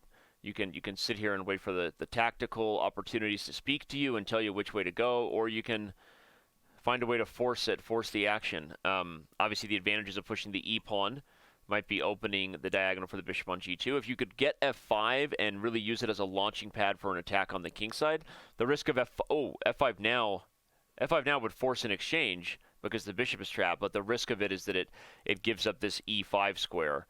So you're always a little bit hesitant to allow your opponent to blockade on all these dark squares here. So yeah, sorry, you made a great point about, f5 is so tempting because we think about securing the two bishops as always being an advantage. But there's trade-offs, right? By playing f4 to f5, you give up the e5 square and improve the bishop on c7, because that bishop has full scope along the very important diagonal. And he goes e5, but now knight g4 seems like a very reasonable reply. I was going to say you can even play knight d5, but is there a tactic with f5? Ooh, that's something to certainly keep an eye on. f5. Yeah, Parham was kind of scratching his head there. The idea, everyone, is possibly there's positions where if f5 you take, then I take d5 intermezzo, and ultimately win the f5 bishop at the end of that line. Very interesting. I'm not sure why it didn't exactly work there. It might have. I mean, it looked super tempting. Yeah, so he didn't go for it. He played knight b5, took c3, but maybe he was worried about the piece sacrifice. I mean, it probably wasn't intentional, so it was like a sacrifice by mistake. But if you do that, black gets two pawns because the e5 pawn will also fall, and then there's going to be some quick counter chances on the king side. But I like this approach by Moroni. Now bringing the knight to e7, he's kind of blockading the f5 square and also opening up the d file so that d3 is a weakness. Yep. A little bit more time, and if you can remove this knight from d6, but maybe Parham's not going to give it to him. Play rook b8. Just play quickly. You've got to defend the b7 pawn. I don't see another move. Yeah. Maybe I'm missing something, but to me, that's just the move. And again, Luca, just people point out in chat, he hasn't stopped eating all match. He's almost going full Maxime, Vache Legrave. I was about to say that. Yeah. On full MVL. Well, you should probably want to go full MVL. I would go full MVL, right? Yeah. I mean, if I could get a little bit better at chess. All right. So, wait, Parham's now under 20 seconds. So not great time managed by him either. It's amazing just the tempo of the match, how much faster it gets here in 3 minutes. Already under time pressure. The scramble will be real. Okay, very nice move. He's going to take with the pawn and try to get an attack. I love this. Yep. Queen d3, counterattack. Oh, knight f5, f6. Oh, king I h8. don't know why Luca played knight e7. I don't think that was good. Yeah, he walked right into it. King h8. Yep. That way, a4 is under attack. If you go f6, I take with my g pawn, play rook g8. So, okay, watch out for e6. Got to play fast. Got 20 seconds. Is he going to take on a4? Is he going to? I like it. Pawn to pawn, right? Especially in bullet, right? Just go for it. Play rook g8. Maybe take it. You're right. Now rook g8. Only move. What are you thinking about? There you go. Knight takes f5 is not a threat because at the e5, the rook on b7 hangs. But knight f5 would be a threat in other cases. Yep, because of the pin over here. Okay, Well, the rook's hanging. take No, e6? the rook's not hanging on b7. Wow, So, the idea of e6 is really tricky. He wants the e5 square for the bishop. f6. Nice. That queen e8 was a really good defensive move. Yeah, queen e8, a very, very timely defensive move. Good find under. Oh, but you can't take on e5 with the knight because the b7. You might have to. Find a way to sack the exchange at some point. Nope. He goes here. g7 is guarded. Oh man, look at the precision here by Parham. This is going to be so hard to defend with only a couple seconds. What is happening here? I would push the a pawn. f6 is coming at some point. Oh, bishop g7. Oh, he just blundered g7. Oh. Howie. Hikaru made a point that black had I just saw that as well. Let's show the tactic. Queen takes a8 was missed. Where? Oh no, queen a8 was missed by black to get the queens off the board. Yes, very needed. Oh my gosh. That would have been all Luca needed to save the position. Yeah, getting that queen a8, trading those queens off and not getting mated.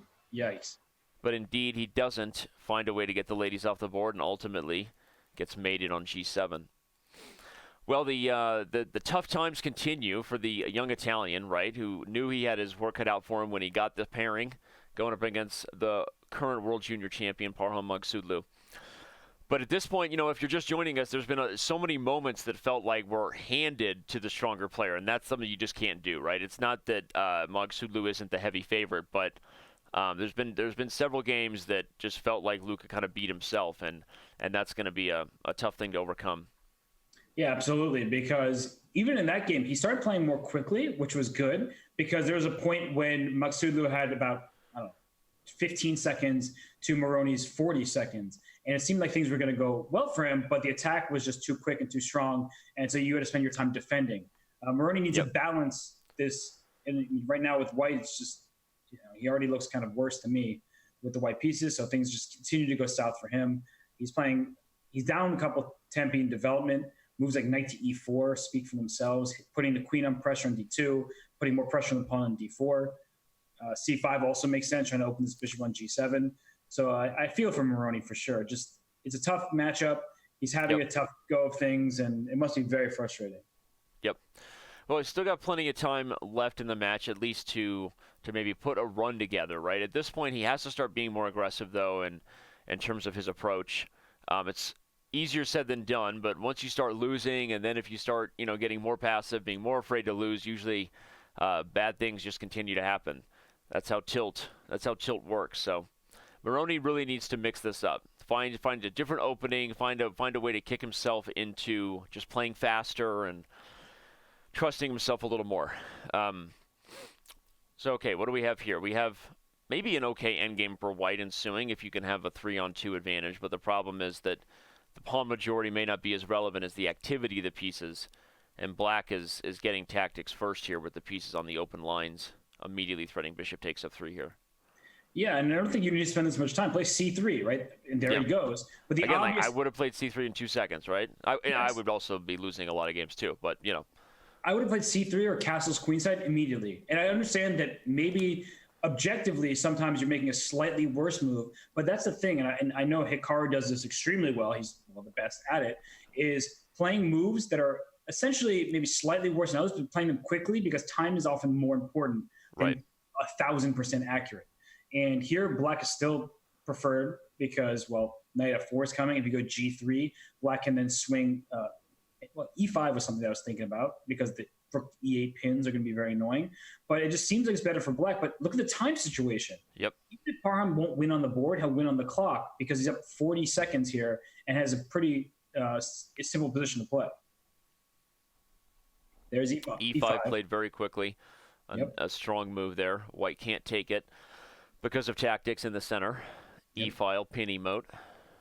See, rook d1 was a good move, and he spent 9 seconds on it. But instead of move, he probably should spend 5 maximum. And it seems like we're being very harsh on this, but it's just trying to help players recognize the coach in us anyway can't really hold back, right? Yeah, because you're just you're trying to give advice that you see, and we both know how difficult it is as a player. It's it's always harder, but it doesn't mean that the advice isn't true. And okay, play bishop f3 instantly. Okay, a5 isn't a bad move either, but yeah, the pawn was hanging, I guess. So I was thinking that he couldn't take it. Never mind, I'm wrong. Okay, so don't play bishop 3 instantly. But bishop 3 is certainly coming soon to a theater near you. Rook a1. Okay, just go rook a1. Just get your rook to. Is he going to bring the bishop to c2? I was wondering what he was doing with that little tempi. I guess just wanted to remove the rook from the d file. Yeah. Okay, now bishop f3. And the position is good for black, right? I don't think either of us are questioning f5 and e4. It just doesn't look good for white. And he's playing worse than Parham and playing slower than Parham, which is a terrible combination. Right. You know, at least you got to get one going well for you. So, okay, knight c4, good. Castle, just get the king out of the center as long as there's no tactics. C3, yeah, you have to watch out for knight takes c3, right? Yeah, so now is actually a good moment where he's like, oh, wait, there might be some tactics. Castle, knight takes c3, bishop takes c6, knight e2 check, intermezzo. Although that still actually is looking okay for white because of rook fe1 ideas, but still. Yeah, at the end of the line, you have rook e1. He calculates it and justifies it. But Parham just immediately plays bishop b5. Okay, white will get out of this with knight e3, but then rook d2. Yep, and then c4 probably. And okay, I mean, it's not, again, we're not claiming that any of these positions have looked particularly nice for Moroni, but the fact that he's down 50 seconds on the clock is actually the biggest disadvantage he has. Okay, play b4, b5. Now the position just has to play itself as fast as you can. Don't take. You don't want to take in this scenario and open up potential issues against your king with the bishop already spying these squares. Oh, that's a passive move again. I mean, Hikaru's been saying this. He's like, you know, in critical moments, Moroni keeps playing passively, where knight g4 check or something like that might have been a little bit more adventurous. And oh, what's the knight doing there? Knight a3. He wants, I think, c5 and knight c4, which is interesting, right? If he can make it work. But really, it locks up your own majority as well. So even if it brings in places for the knight, then your pawns are stuck. So, okay, he goes for it, but comes at a cost. Rook takes e5 as a threat now. Okay. Ooh. Bishop e2 stops that fork. Very nice. But I like this move, rook c1. Okay, Moroni, you have 7 seconds. He's threatening c6 and knight c4. Yep. So f3, c6. Play c6. Just do it. I think you got to play c6 right away. No? Why passive? Yep. Okay, now knight c3. At least knight c3, and you can't take b4 either because of the fork. So that's also. Yeah, this actually wasn't so bad in the end, but he just no time. That's what's always. Yeah, but again, I mean, I think we could argue that regardless of that, if you play c6 in 1 second or knight b1 in 5 seconds, which is better? Yeah, 1 second. Knight d6. Pre-move it. Yep. Probably he has pre-move there. Very good. Okay, now. Rook c1. He's kind of getting out of this. Yeah. If you can make a trade, play h3 and g4, maybe slowly walk his king out. Yep. Okay. Rook c3 looks pretty good. Rook e3. I like it. You got to protect b4. Oh, he had 0.5 seconds left when he made the move. Living on the increment. Oh, my gosh. H3. H4. Get a king save. Whoa, what is that? Okay, now he pre-moves h4, which, again, probably should have come before c5. Yeah. Oh, wow. First rank and the piece falls, and it's over. Oh, man. It's just tough, right? But what Hikaru says keeps ringing true. In critical moments, he's being passive.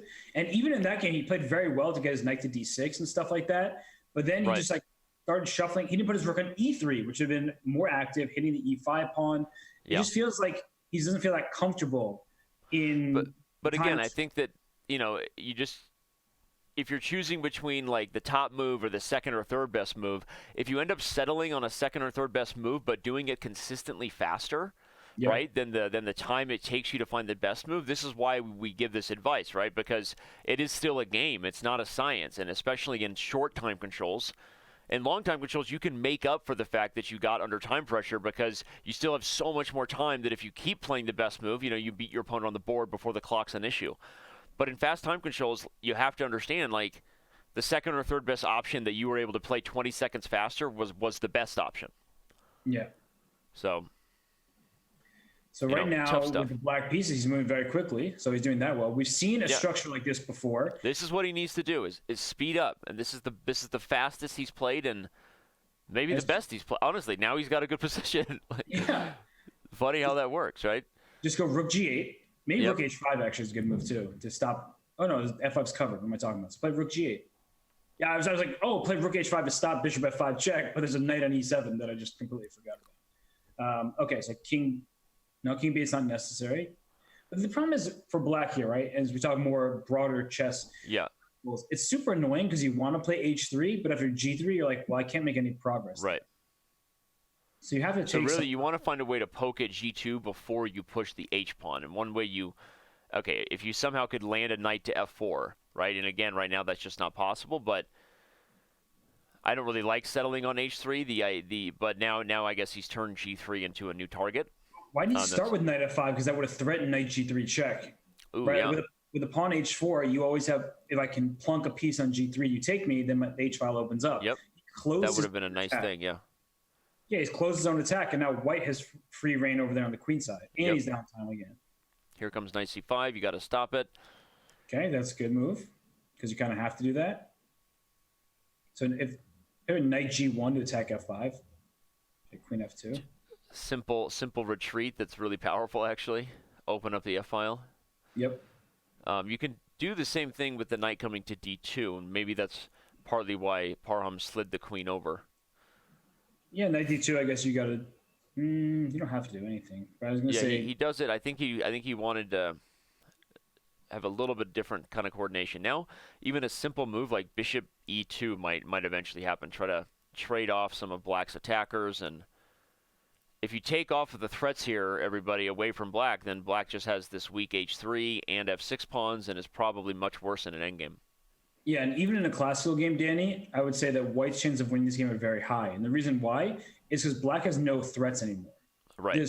The king side is very safe for white because you would love to get rid of your h3 pawn as black, just like throw it off the board, and then you have an open file of your rook, you can have an attack. Here, h2 g3 structure just keeps the position very close. And for white, I'd be concerned it was like a4, a5, and that's why I went b5. So I go a4, a5. And if I'm black, I have to go rook f8 so I can move my knight from f5. So go rook f8, just then go go f6. Then go pawn f5, then go knight e4. So maybe there is a clear plan that I initially gave black credit for, and I would start with rook f8, and then there it is. Yeah, that's a nice idea. You're threading knight d6, f5, and knight e4. Okay, and Luca finds this idea. Yeah. This is sort actually of the only plan, so I guess it sort of fell on his lap in a good way. And he found it quickly, too. Yep. So now f5 threatens up your on time. f4, and threatens knight e4. So looking pretty nice right now for black. Yep. I don't believe in white's attack, right? a5, it takes you so long till a5, rook a1, move your knight away. But Parham knows it. He agrees with you, so he's going to sack his way to an attack. Is he actually going to get it, though? I don't even know, but it feels good, right? He's in a position in the match, too, to go for it, so here we go. Lucas sits up in his chair just like me. We're both excited for different reasons. So where are you putting that knight, Danny? I'll probably go to e4 if I, using the theory we've lectured on a couple times today, and he does it.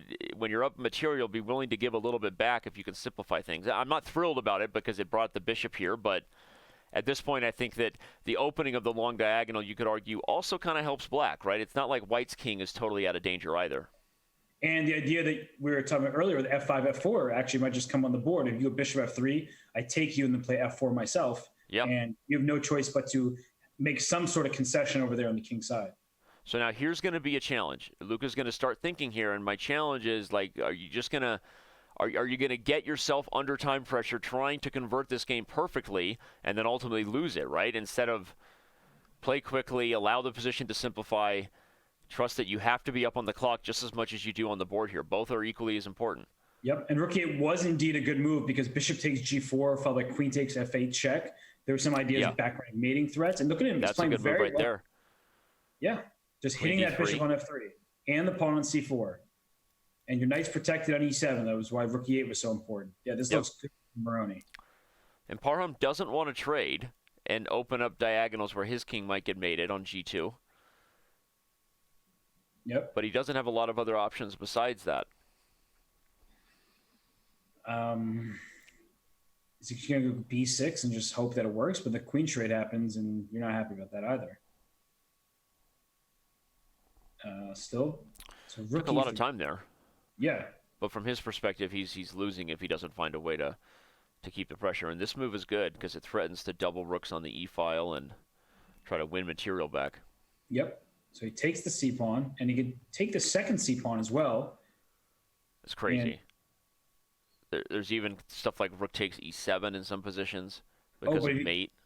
If you take on e7, you have back rank checkmated. So I guess the knight isn't... Oh, look at that move, knight c8! What a find. The point is if everything gets traded on e8 at the end of the line, black has queen down to c1, mating white. Nice. That was really nice. Moroni returning the favor of checkmate threats here. We might see the first victory we've had in more than an hour and a half for the young Italian. He needs this game. He could have just taken on e3. I think there was a forcing situation there. But he's got queen e4 here. He's in trade queen e4 is lights out. Or not. Why do that? Okay, still mate. Take the queen. Take the queen, and it's mate on the back rank. Okay, this is also mate, but queen g2 mate instead. Okay. He's making me nervous. I'm nervous over here, and it's not even my game. It just... Wow. But you're in full dad mode. I'm in like, full dad mode, right? I don't want to see any kids get hurt, but right now it's feels like a bully in a schoolyard in this match, and you just want Luca to get one to land a punch. Yeah, and he got one, so he's at 2.5 points overall. Yep. Only down 2-1 in this time segment, and he's got 36 minutes in this one. If he can win this game too with the white pieces and a sharper Sicilian, where he's moving quite quickly. And, what did Hikaru say? Parham's weakness is tactics. Yep. So if he truly believes that, this is a good line for white to get into. Just a Sicilian, it can get sharp later. You don't have to rush the aggressive play. You can make moves like rook A to E1 or rook A to D1 coming next, and just play slowly. Yeah, this is classical Sicilian stuff here. The classical variation of what was a... it started out with a traditional classical move where it eventually became a dragon with this g6 approach on move 8, sort of delayed dragon. One of the common ideas in this line is at some point white will try to put a knight on d5, and if the transition happens where the structure changes, the e-file becomes open and the e7 pawn is a target. So watch out for that. Bishop d4 in some cases actually will threaten weird tactics on f6. You have to be careful of those. Danny, I want you to write a chess book. You made me think about it. And I want it to be called How to Delay Your Dragon. How to Delay Your Dragon? Yeah. I love that. How to Delay Your Dragon. I don't know what it's going to be about yet. But... well, you just said it's like a delayed dragon, so it made me think about it. Ooh, queen e3. Well, the queen, threatening bishop e6, but he quickly plays knight d7. So now we're going to get the structure I was talking about. I think at some point this d5 square is calling the name for the white knight. Also, bishop g4 ideas come into mind, pinning the knight on d7. So he ends up taking, is it bishop g4 next? I like bishop g4. It stops queen b6, because black would like to trade the queens here and just get to an endgame. But if you play bishop g4, you cannot play queen b6. I take on b6. You trade and win the exchange. Yeah. Yeah, I like bishop g4. I also do still like knight d5 in some positions. You have to be very careful of the c2 pawn hanging for e7 if it ends up being better for black. But some of those positions, it's not so clear whether the e7 pawn might lead to more things that are bad for black. d6 falling, an attack against the king. Yeah, the problem's, you have to always watch out for the queen trades, right? And worry about knight against bishop in certain endings, right? The knight will be better. No, that's a good point. In fact, I'll analyze that and show the line here. If knight d5 takes, regardless of c2, something like queen b6 or queen c5, and the point is, Robert's saying would kind of be a good knight versus a bad bishop ending because this central pawn is such a blocker for the bishop getting the activity that it wants. It's constantly kind of in the way. So that's a positional transition that white doesn't really want. Okay. We're going to find out why we're wrong. Or Moroni just notice it happened. Wow. And the issue here, Robert, was like he probably spent a lot of time calculating the lines that I was originally looking at. C2 hanging for E7. Can I do this, right? and ends up justifying it with his time investment, says, okay, I think I can do it. And Parham just instantly just says, I don't care. I'm just taking the queens off the board. I'm not even going to waste my time trying to test your tactics on C2. And just notice the difference in style, right? Again, look at how this moment was handled, everybody. I'm going to back up and analyze it to show that in this position, on move 17, Moroni took 1 minute and 4 seconds.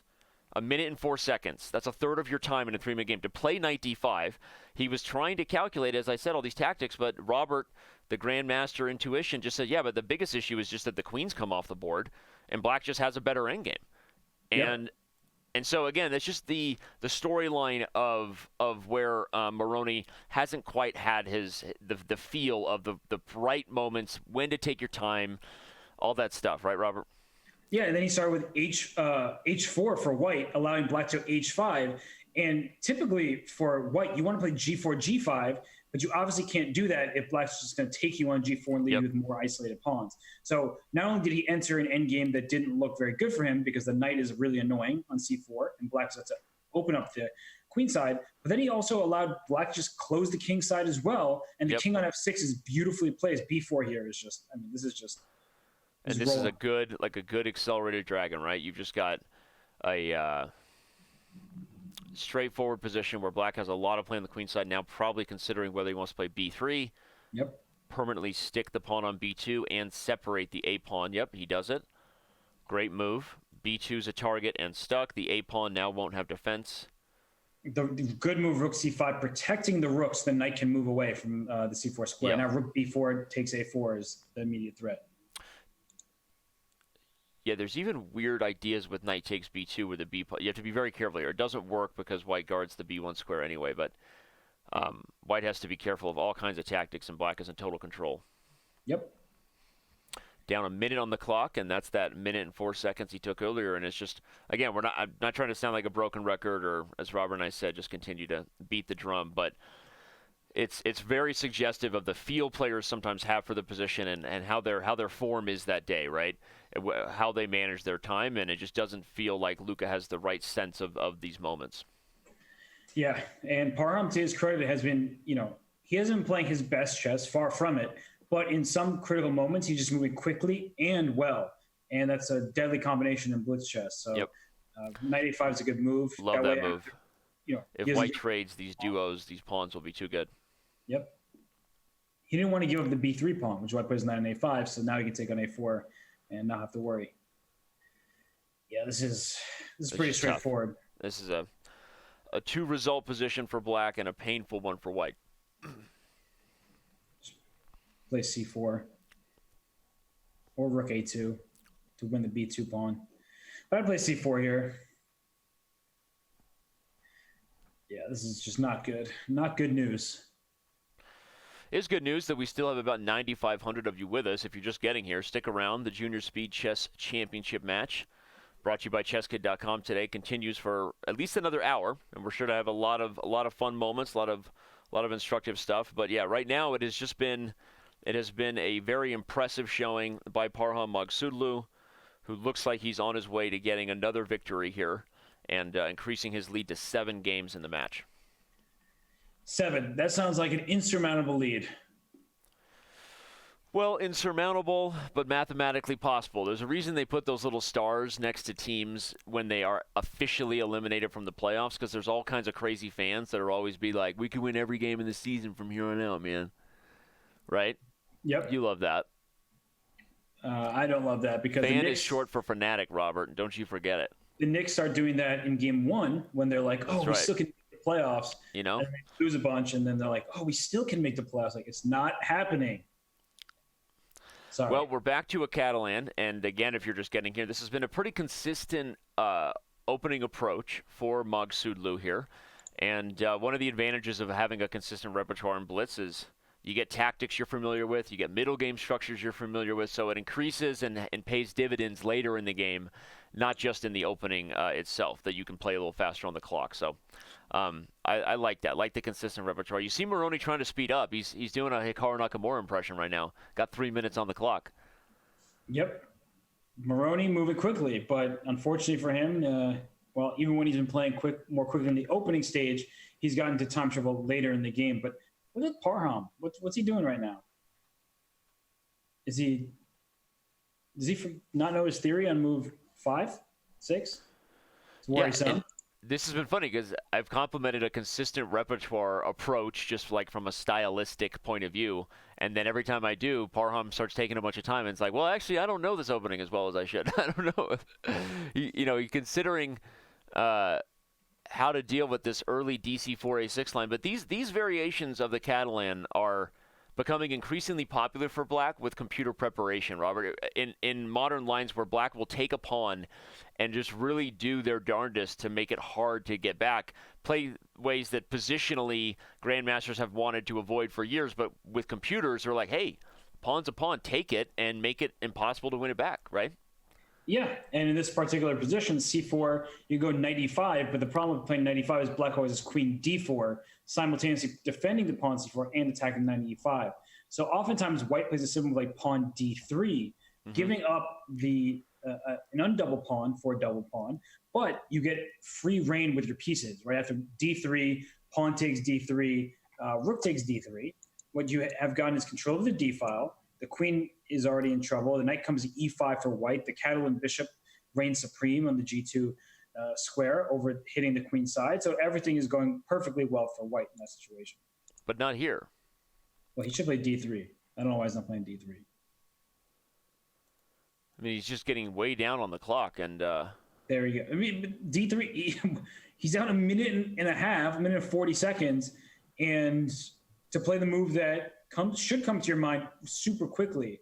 And I'm not saying that as like, oh, Parham doesn't know things. Of course he does, which is why I'm even more surprised that he doesn't make the move d3 quickly. Just play for the initiative. Yep.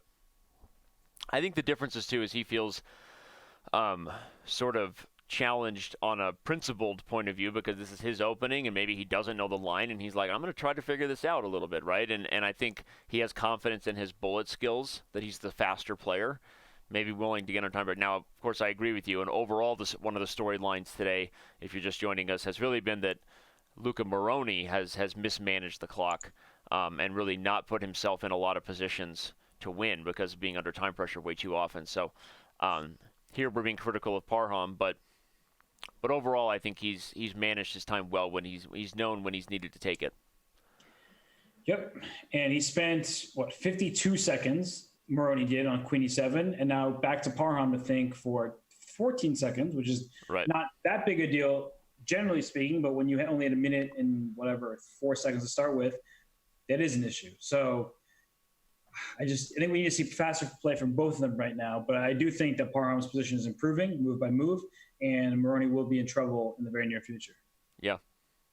I love this move 95, just such an irritating thorn to deal with in the Catalan for black, this bishop on this diagonal. And what you're seeing here is a storyline that is common in a Catalan, where it took white some time to win the pawn back, but when they do, the initiative is real, and black is consistently struggling with coordinating the queen side because of that thorn in your shoe, the bishop from across the board. So yeah, I agree. This has still been a very good display of how well Parham knows the Catalan systems. Yep, and if I'm black here, I just make sure I don't fall into bishop c5, which is the threat. Yep. So I played rook e8. Okay, rook d8 he played, but I was going to play rook e8, pawn c6. Okay, play c6 instantly. You have to make this move. Yes. Yeah. And now, sorry, go ahead. What you'd like to do is get a piece to d5, and that's kind of a way that black will try to challenge the Catalan bishop as a centralized knight. So play queen e6. You're open to a queen trade, but even if they don't, you can play the move knight d5. You try to challenge this powerful bishop by having a centralized pony. I think that's why he put the rook on d8 too, and I kind of like that. I think he'll play for a piece on d5 here very soon. Yeah, and as Hikaru has said, you got to play active in positions where, even if you're slightly worse, you can't just sit passively and hope that you'll hold, especially in quick time control. He's up 30 seconds on the clock. The position is far from clear here. I play knight d7, pawn f6, get my queen over to the king side very quickly. And I understand that white is better and firmly in control, but these kind of moves should come quite quickly, and it also helps you gain some momentum on the clock. So he does it. He eventually plays knight d7, though 18.6 seconds. We can see the time logs directly on Chess.com. If you happen to be tuning in, you can obviously go to Chess.com, create a free account if you're tuning in from Twitch for the first time. and you can see the time logs for every move that the players take. Okay. I think that Moroni has made a mess of it here, and the fact that Parham is under time pressure is a little helpful. I still like White's position objectively if you put it in an over-the-board scenario. Okay, but I like this move. Look at that. C5, he's forcing open the E5 square. Play C4, just keep going. Rook E8's also a good move. Okay, even C4 now. Okay. Knight E5 with the threat of C4. Try to put the knight on D3, perhaps. Yeah, but somehow... Yeah, he does it. I like it. Knight D3 anyway. Just open it up. Yes. Yeah, do it. There you go. Knight D3. Just even if you lose the D3 pawn, the light squares and the way for your pieces to work together here are key in time pressure. Still looks really bad for black, if I'm being honest. But you have to make that decision. You really didn't have much of a choice. And, hopefully you can scare your opponent off. Donna's going dancing on the D file. Yep. Baby girl on D8. Queen B6 is just lights. Oh, Bishop C7, same idea. Lights out. Oh, man. I thought the light squares might get a counterplay, but no. Oh, my God. Bishop D6 is mate in one. Bishop D6 is mate on the board. Oh, Jeezer snaps. I was like, what's he thinking about? I don't know. I think he was thinking about the rook hanging and then just was like, wait a second. Did you see the Bishop D6 mate coming? I didn't at all. No, I didn't. And the only reason I found it, if I'm being honest, was he started thinking. And I'm like, it doesn't make sense to think when your opponent's rook is hanging. Right. So then I'm like, oh, wait a second. The king has no more squares. Wow. Well, we've got about 20 minutes here in the 3-minute portion. Still plenty of chess to be played. The bullets section ahead. If you're just getting here, thank you for tuning in. Remember, we also have a Junior Speed Chess Championship match tomorrow. And so let's remind you about that while we have your attention. Benjamin Gladura, the star from Hungary, will be taking on the American wonder, Wonder Liang. Thank God I'm not doing the commentary for tomorrow's match, because it would just be, Robert has to hold it down tomorrow. And going to be I think tomorrow's match is going to be a total coin flip. And make sure you tune in for that. Hit that follow button before you go anywhere else. Get alerted when we go live in less than 24 hours from now. I'm pumped for that match tomorrow. I mean, I love getting those back-to-back matches because the first one's my warm-up, right? We see Parham. Unfortunately, it's a pretty lopsided match. But then I'm like, all right, we got a second one tomorrow. I feel really in shape to give some analysis. And right now, well, this D5 pawn, Danny, what do you make? Should I go take on F6 and take on D5, or is it one of those positions where greed is punished? I'm ready for action. I want fireworks, right? I want Holyfield, Taj Mahal. I want all 10,000 of you to know how much we appreciate you being here, checking out the Junior Speed Chess Championship. If you're watching this at Chess.com, also you can come over to Twitch or Chess TV for the chat. So D4, I like this. Just open it up. Let's get nasty. I mean, it's timely, right? The bishop has the A7 square to retreat to if need be. After queen F6, knight E4, I can just drop my queen to E7 and keep the D4 pawn protected. Whoa. Oh, GF6. Okay, that is a move I would literally never play, but it might be somehow good. Okay, why do you castle queenside?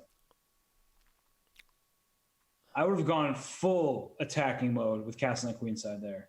Bishop B4 check. Yeah, I think you were right. I think castle's queenside was what the doctor ordered there. No, F5 looks painful. Yikes. Yeah, this is going to get so crazy. This looks troubling. I know, casting queenside because the pawn on D4 and I'm pinning it to the queen. And I've castled queenside in positions where you shouldn't do it. But this felt like one of those positions where you absolutely should because of this bishop B4 check idea. This doesn't feel friendly. Yeah, I think you can just back up to A5 and A3 didn't do anything but delay the problem. If this knight moves, we've got D2, serious tactics. Yes, you take on D2 and take on E3 with double check. Yep. Yeah, big problem. I don't know what else to say, Danny. I'm not sure what else to say either. I was hoping you had a follow-up line. Nope. So where did this one go wrong? Let's analyze this one real quick, just to see, because we had a queen's gambit with this early A6 move, which Parham seems to like these These, I don't know, this early a-pawn moves. I know it's theory and certainly a possible kind of sideline, but c5, just making an early sacrifice, but Moroni doesn't go all in on the d5 pawn, instead develops, but then maybe regrets it after e3, d4. I think white has needed to castle long as a means to deal with the d4 pawn, the threat, try to get the king out of the center and maybe punish black's king for still being there if the position becomes open. But Moroni didn't, and once again maybe missed his last chance to castle long, and I think white's just going to get crushed here. Yeah, white's down a piece in the live position here, and it's not like black has anything to worry about. The king is quite safe. It could choose which side it wants to go to. It depends how white reacts, but yeah, you maybe castle queenside as black and say, I'll tuck my king on b8. I'm not concerned. Yep. And if anyone has an attack, it may actually be black, right? Yep. So there's the piece and the compensation for black, as they say. Not a good place to be if you are Luca Moroni.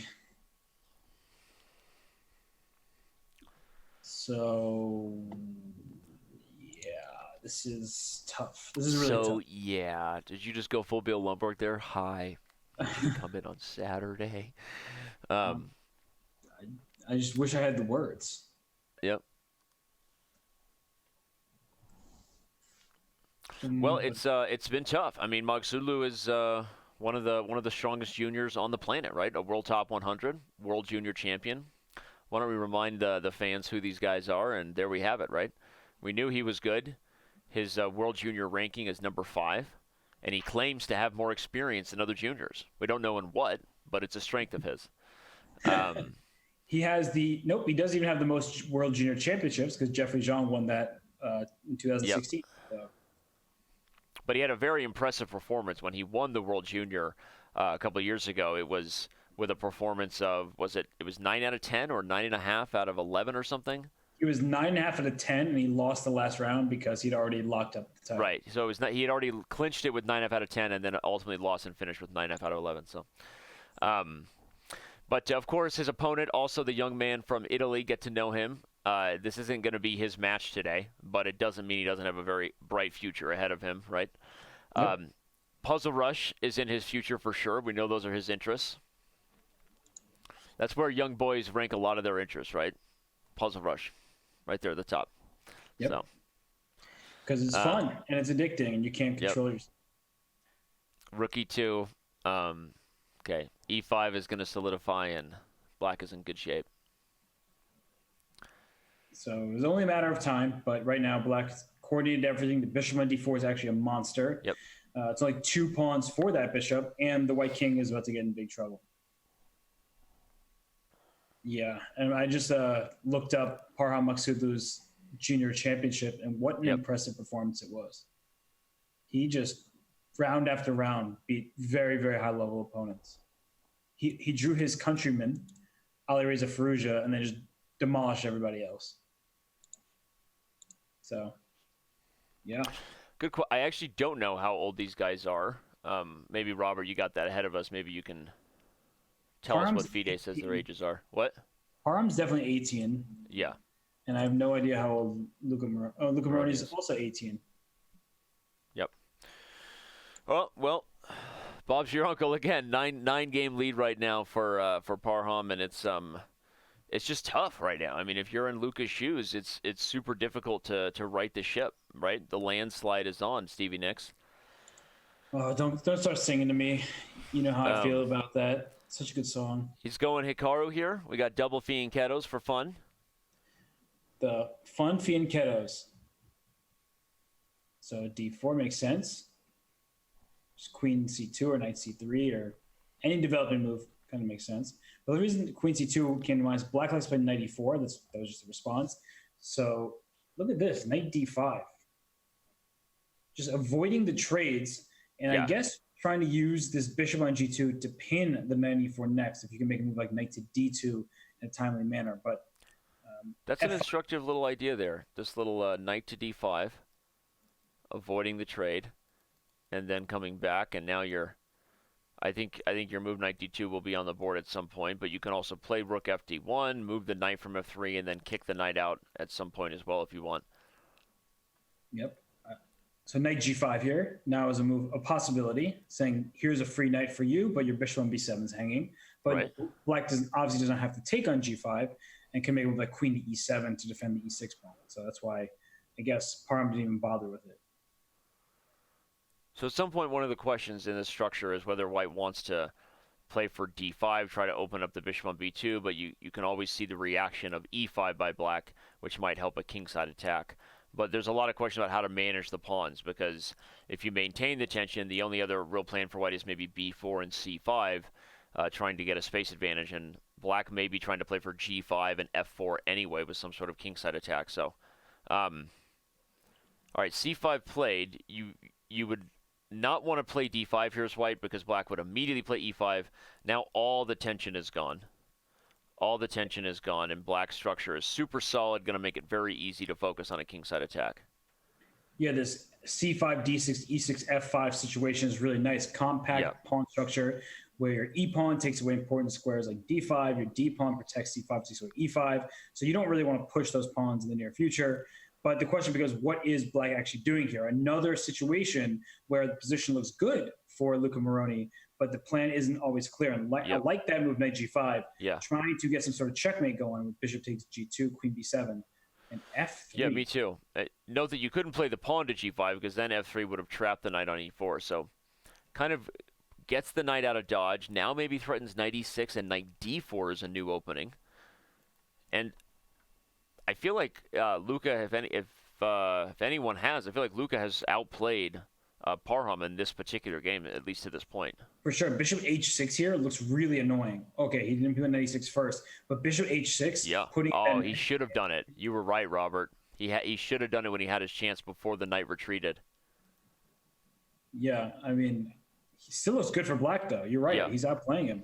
Just getting a very clear-cut attack, and he's playing pretty quickly. So... Okay. Rook a to d8. Yep. Protect d6. Guard. Don't wander a pawn. Is Parham preparing e4? It seems unlikely that you can give up the d4 square like that. Whoa. Is he just blundering the d6 pawn? What? Danny? Danny? I'm speechless. I don't know why he did that. I think he forgot the pawn d6 was hanging, is my guess. Because there's no way the rook's not getting trapped there, is it? Not even close. I don't think it was intentional. I think he forgot d6 was hanging. But it's just not his day. Let's chalk it up to that. Yeah, that was, I mean, we were just talking about his quality play there. I think he outmaneuvered Parham in that transition opening the middle game. But h4 just, I mean, let's back up and show everybody why I'm currently a little flabbergasted. Flabba, not to be confused with Yo Gabba Gabba. Flabba. I'm working on my flabba right now. Your flab? I don't even know what I'm saying. h4, rook 8. You and I both said rook 88. Play it instantly, and then everything is still, the world is your oyster. You still have h4. You have the d4 square. I think it's just, clearly not his day. Instead, he plays the move h4, gives up the d6 pawn, and with it, the house falls apart. The c5 is weak, the cookie is crumbling, and it's just, wow. I would love a cookie right now.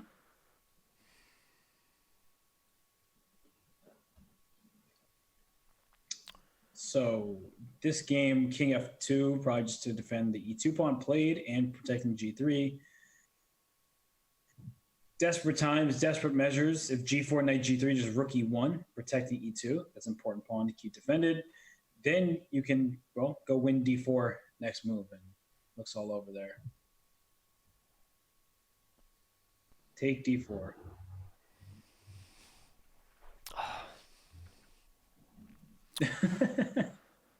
The bishop on g2 is an awful piece, by the way. That is true. The bishop on g2 doesn't look good. Can you just take on f4 here? Bishop takes f4, g4, rook takes f4, and your knight's trapped. That looks pretty good. You would do that, you nasty guy. I would. Feels just super strong. He finds it.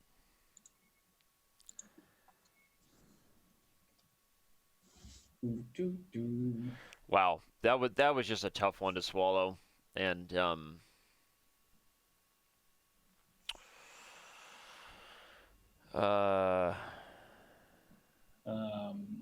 Ben Bunny says, "Hey, Danny just followed you." Cool. Do they mean in real life or just online? In real life, like you're following me right now. Someone showed a little Jimmy Neutron emote earlier. It's Danny Neutron. Yep. Well, I mean, it's just that was tough because there's been opportunities, and that's where you show that regardless of the fact that there was a clear favorite in this match, we knew that, but it's just when it rains, it pours sometimes. So we're not intending to pile on or add any sort of insult to the injury that Luca Moroni is feeling right now. But obviously, it's our job to do commentary, and it's just very clear, Robert, that there's just not his best chess being played today. So. Yep. And I think that it's about the point where White is getting, by White, I mean, Moroni's getting so desperate that he probably is going to get blown off the board in a couple moves here because he went all out with a quick launch in the center. But the problem is the queen side is not very well defended. Knight b4 here, and then just take on e4, just play moves like bishop f5. It seems like a pretty swift attack is about to ruin Moroni's game here. Yeah, and that would be a tough one as we're now seeing some of the strollers come out, which I guess is a call to action for all those of you who may be tuned up in hopes of a massacre. If you did, shame on you. But stay tuned for an announcement of a new show coming your way called Adopt a Danny, where I go up against strong grandmasters who try to adopt me in the different disciplines that we actually have here in the Speed Chess Championship. Did you know that show was coming, Robert? Yeah, I did because I started the show. Because you started the show with an adoption vote chess. Whatever. I'm not even going to talk to you about that anymore. We played a bullet match. Everyone was here to witness that. Anyway, so it's a term that's used for those of you who may be tuning in and wondering that sounds offensive and weird and why it just means that you take someone under your wing in the form of abuse on the chessboard.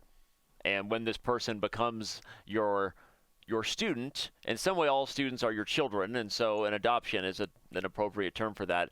I like to think that I adopt students all the time on Chess.com, but I don't. All right, knight b4. What's going to happen here, Robert? I got mate on the brain. You know that.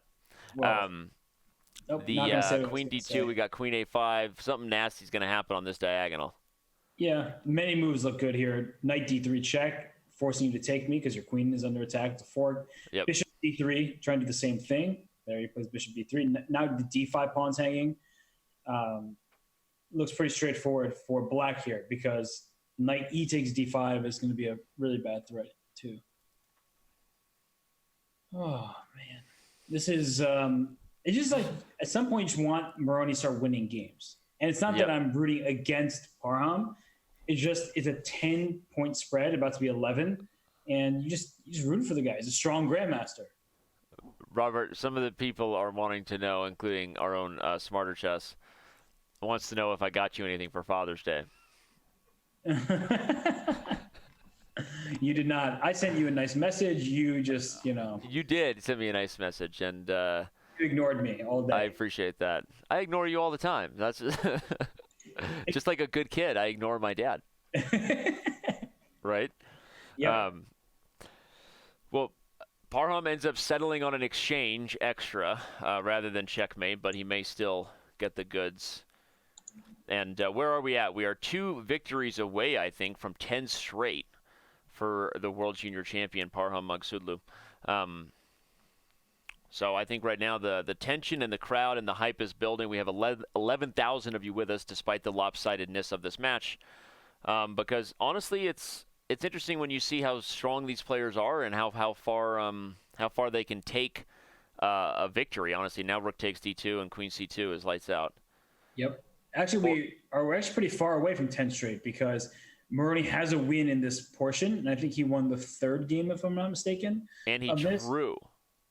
But yeah, he drew in the 5, but he won a game in the 3, so I think it's not 5 straight wins for Parham. So Parham will have to keep his streak alive. So stick around. We'll see how many games right now. I mean, I hate that that's a storyline we're talking about, but it kind of is.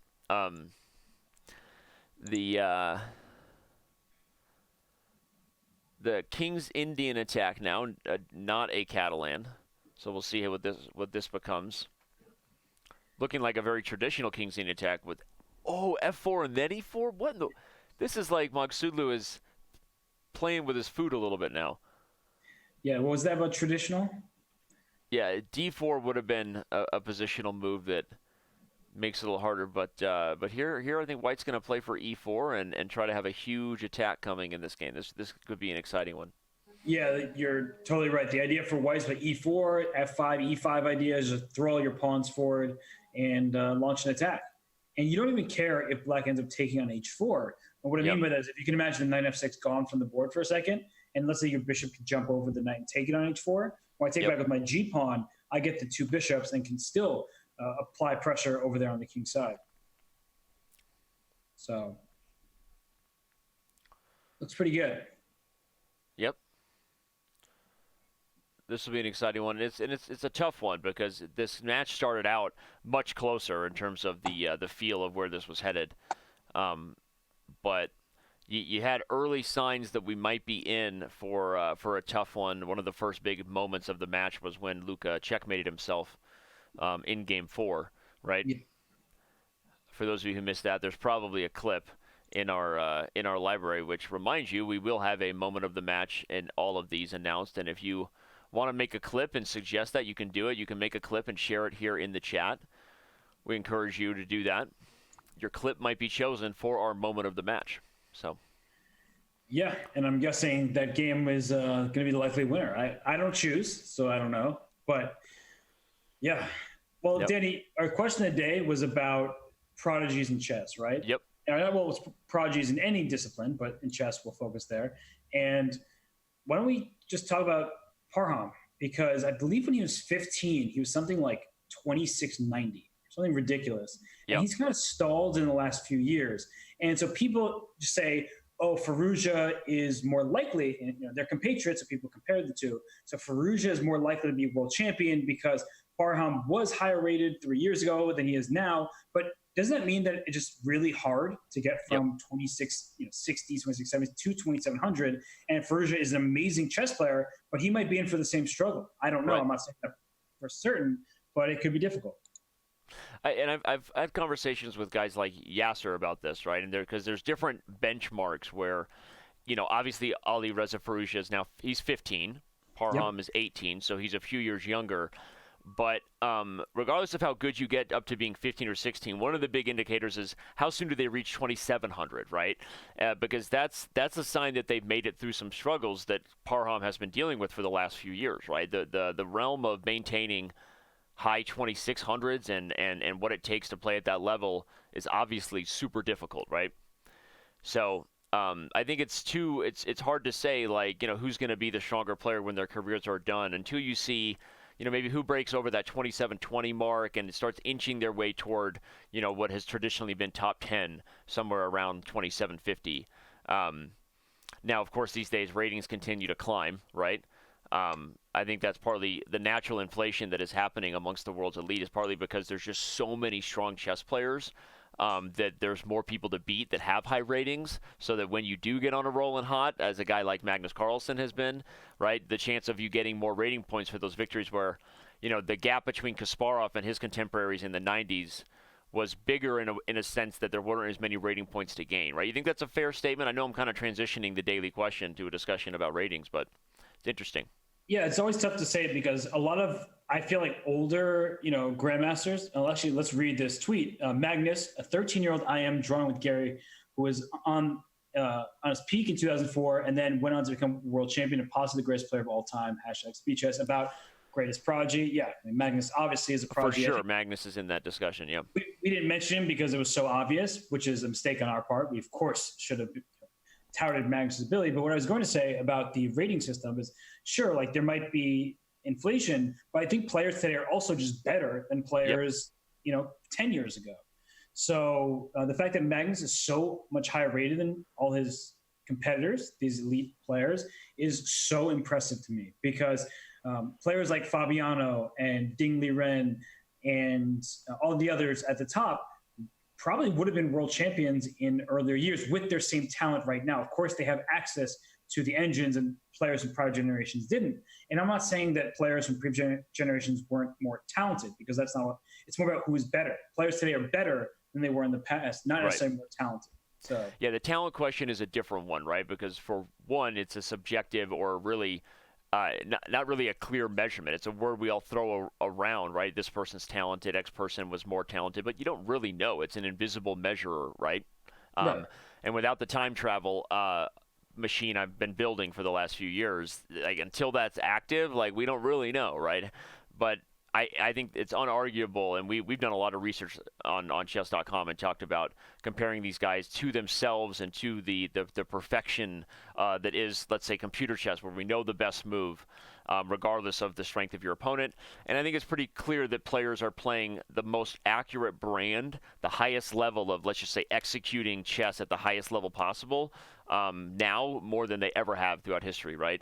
And, you know, it's always a fun debate, and the haters come out and say, Danny, you're wrong about Paul Morphy. He's the best ever, and I black out, right? It becomes a whole weird thing.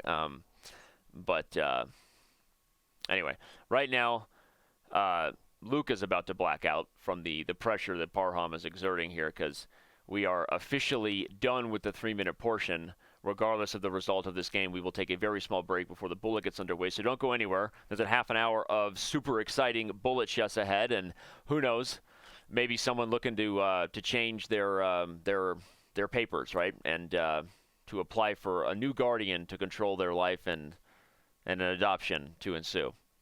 And this game is down to just mere seconds for both sides, and it's still very complicated. White's attack looks like it's stronger, but Black with these 2 knights is going to keep pestering White's king. Ooh. So can that just be capped? If Moroni gets this win, I think you could say there will be no adoption in today's match. I don't know that there'll be 10 bullet games. So this could be the... He's not getting this win. He's not getting this win now. Now he's getting checkmated.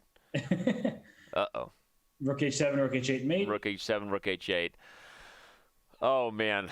Quite literally, Bob is your uncle right there. We have a finish segment here. The 3-minute portion is now in the books. 8-1 was the final score there. It's the route is on. Obviously, Parham Maghsoodloo making a statement here in terms of how feared he might be in the quarterfinals. But we have the bullet portion when we return. The Junior Speed Chess Championship, brought to you by Chess Kid. Don't go anywhere. We'll be right back.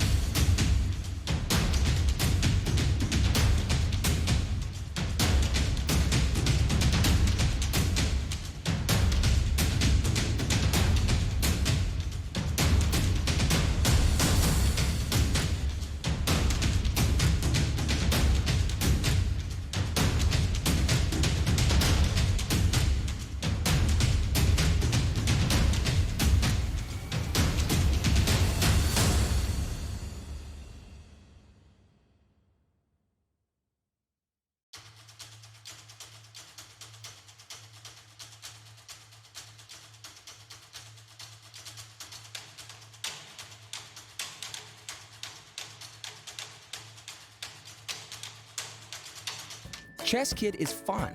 Chess is great for the brain, but it's also fun to play. And Chess Kid makes it easy to have fun. Whether your child is a total beginner or a prodigy, they can hop on and find a well-matched opponent from around the world at any time. Chess Kid is the safe, parent-approved way for your child to play chess online. Chess Kid is educational. To kids, it feels just like playing, but chess is a great way to learn patience, strategy, and critical thinking. Chess Kid features a comprehensive training program that guides kids to level up on their way to mastery. This curriculum is designed to work with Common Core standards and global educational guidelines. There are more than 50,000 chess puzzles and a whole library of entertaining videos that teach strategies, tactics, openings, and endgames specifically for kids. Chess Kid is easy. Whether you're a parent helping your child, a coach managing dozens of kids, or a school of hundreds, Chess Kid helps you organize your students and monitor their progress. Each child receives a weekly report card that shows how many lessons, puzzles, and games were completed. You can also organize kids into clubs and send them messages. Chess Kid is the online home of scholastic chess for thousands of kids, parents, schools, and coaches. Signing up is free and easy, so what are you waiting for?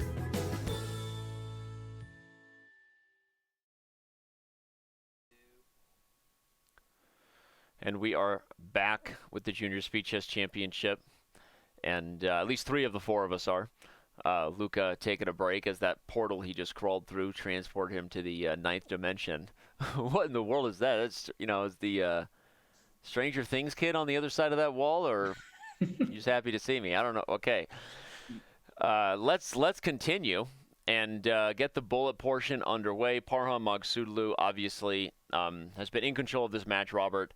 We know he's also a very, very strong bullet player, which doesn't really help Luca's odds. But at this point, I think you're focused on one game at a time, and that's all you can be in, right? One game at a time kind of mode, and see where you go, right? Yeah, no, this is if you're Luca, you just want to make the score as respectable as possible. And now is the time to just play quickly. You're playing bullet chess, right? So, if you're going to play fast in any time control, it's this one. And we have our first French on the board, so Robert lost a bet there. It's not our first French. We've seen several Frenches exchange. First French. Yeah, I lost a bet. First French that I was paying attention to, apparently. Well, it just didn't seem like a French because Black was like going attacking on the king side, and right. So it's been the best version of a French, if you will. Yep. Parham doing his best to show why he's a sponsorable item for Red Bull, right there. Yep. Right. That's product placement. All right. The dynamic French we've had continues here. H3 made perfect sense, just kicking that bishop. And we see that Moroni's up on time. He's up 5 seconds now, which is, and a king on F8. Okay, F5. I guess the pawn was going to be lost, wasn't it? Yeah, maybe he did. At first I thought maybe mouse flip, but maybe not. Yeah, but now all of a sudden I like Black's control over the dark squares, though I hate the situation with the king and rook, because you need to get this rook towards the center of the board, the queen side even, but maybe he'll go king g8, king h7, rook e8. And I like this. Now you can get the queens off the board if you want. He does. Yeah, and the thing is that only open file is the e file. It's Black's for the taking. If you do king d2 and rook e1, it's a bit slow. So Black's will play h4. And this is starting to look pretty good for Black. Knight e4 here. Oh, look at that. King's darting to d6. I love that. King on d6, right in the middle of the board. Full flexibility. And also, this is just a good strategic opening, I think, to play at this point in the match. These are going to be long games without a lot of losing chances.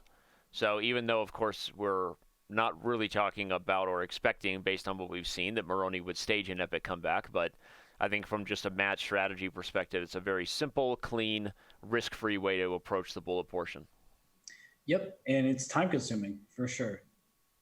Wait a second, the h4 pawn is about to fall, isn't it? About to fall, yeah. Wandered a little too far from home. Yep, and look at Moroni's clock management here. He is ahead on the clock by quite a bit. Way faster than Parham and Bullet right now. Yeah, and he's about to win h4 to just take it. Don't think twice about it. King f4 next. That knight might have wandered too far as well. So first a pawn, then a knight.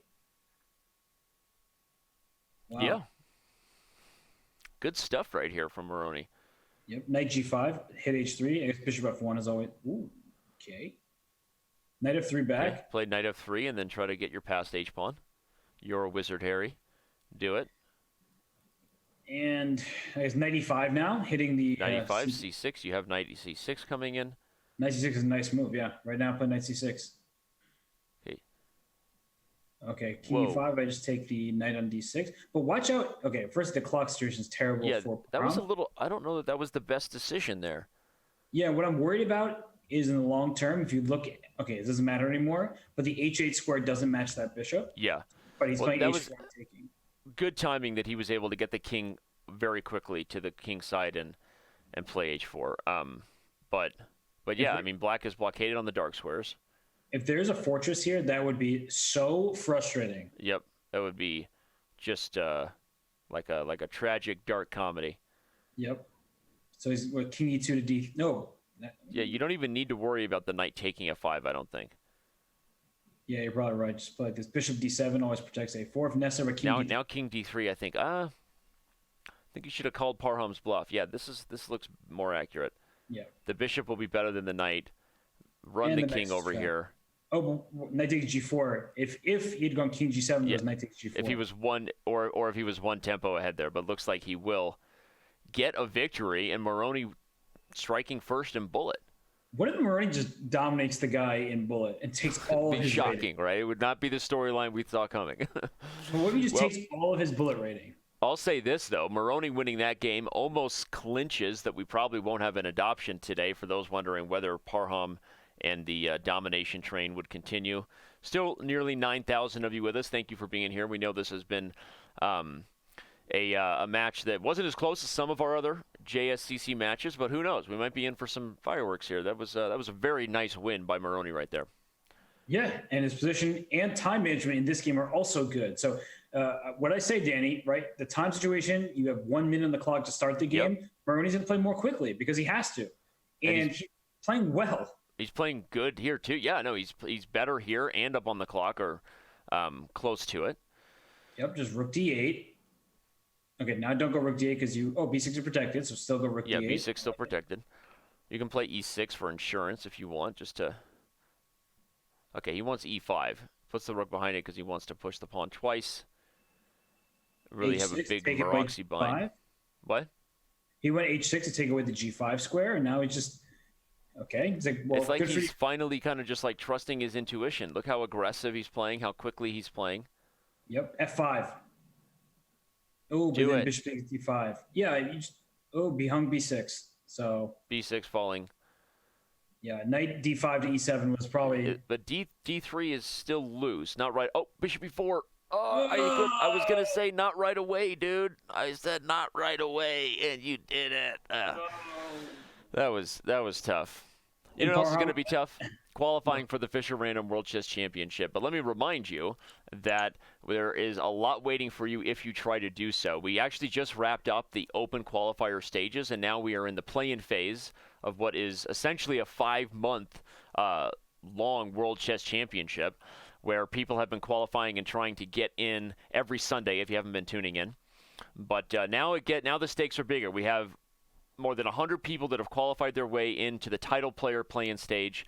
Now the title players get involved, and at some point we will reach the round of 120, which is sort of World Cup knockout style, where a ton of seeded grandmasters that have been invited, including a couple of the faces you see there, will be joining the fray. So obviously Magnus Carlsen, Hikaru Nakamura, and Fabiano Caruana are the only 3 that have been seeded to the live event, the quarterfinal stage in Oslo, Norway. So anyway, you can find out more details at frchess.com, but if you're a title player or if you're just a fan who wants to tune into Fisher Random, make sure you do so.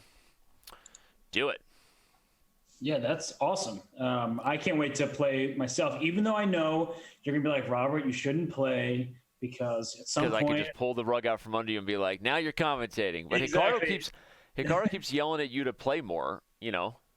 Yeah, so maybe I should just go play and then qualify, hopefully, and then you'll try to sweep the rug out from underneath my feet, and I'll be like, all right, you're right, Dan. You'll be all like, right. I already nailed the rug down. And sweat my problems under it. #dysfunction. Dysfunction, function. What's your function? I put the fun in dysfunction. Always have. All right, rook D6 looks good. Keep the rook on the board. There you go. Now double. Double, I say. And play G5 and when you get a chance after H5. Play H5 to hold G6, then play G5. This looks pretty decent for white. Looks good for Moroni. Yeah, because your king side isn't exposed when you're the 2 knights over there. Now play G5, your move. Oh, wait. But then H5 and then knight F4. Just keep going. Yeah, knight F4. Keep it going. Keep it going. You've got threats of G6. He's going to allow it? G6 looks so tempting. Just do it. Don't think about it. I love it. Don't think. Just do it. Come on. Just do it. I would have done it 5 seconds ago. Queen E4 now, hitting the knight Queen and E4 the looks pawn great. G6. And you can still also play knight G5, but because I think you could even sack the exchange and have some awesome sauce coming. Yeah, but this looks really good. Moroni. Look at this. He's playing well in the bullet with the white pieces. Okay, Yeah, now yes. knight G5. Knight G5 is money. Because the E6 is falling. Play it. Yeah, wait, this is not the time. Okay, because defensive move. Yeah. Okay. Which is probably still good, but not totally necessary. Okay, now take D8. And then take G6. Ah! G6 was hanging. Is he going to go knight G5 and then take G6 and mate him on the back rank? That'd be pretty funny. Knight G5. Yeah, queen's coming to F5 at some point. But at this point, it looks like... Here comes D7. Yeah, he could have traded and then played D7 as well. I'm not sure which move order was more accurate, but this should be an easy win. Yep, C5, C6, C7. Wow. Parham shakes his head, throws in the towel, and Moroni, right? I mean, Parham's just losing Moroni all strong. his rating. What? That's what's going to happen. Parham is going to go from like 3,000 bullet to like 2,850 is my guess. That's what happens when your rating is so high and your opponent's rating is 2,660. Yep. Okay, well, we still have plenty of time left for some exciting bullet games. Probably not enough time that Moroni is really going to make a mess of the final match score, but who knows? Shout out to our last few subscribers that have come in and all of your support for the channel. I like Jake Lone's sub, and he goes for the comeback of the century. Yep, subbing for the comeback. Don't think that's going to happen. It's 11 games differential here. 11. You mentioned Stranger Things before. 11's a great character in Stranger Things, but this is not true.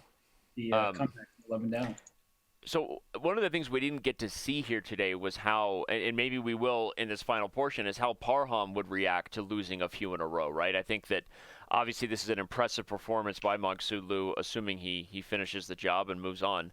But I don't know that we've learned a lot about how Maghsoodloo will deal with this speed chess environment when he loses a few in a row, because you know what happens to everybody, right? When everyone has a plan until they get punched, right?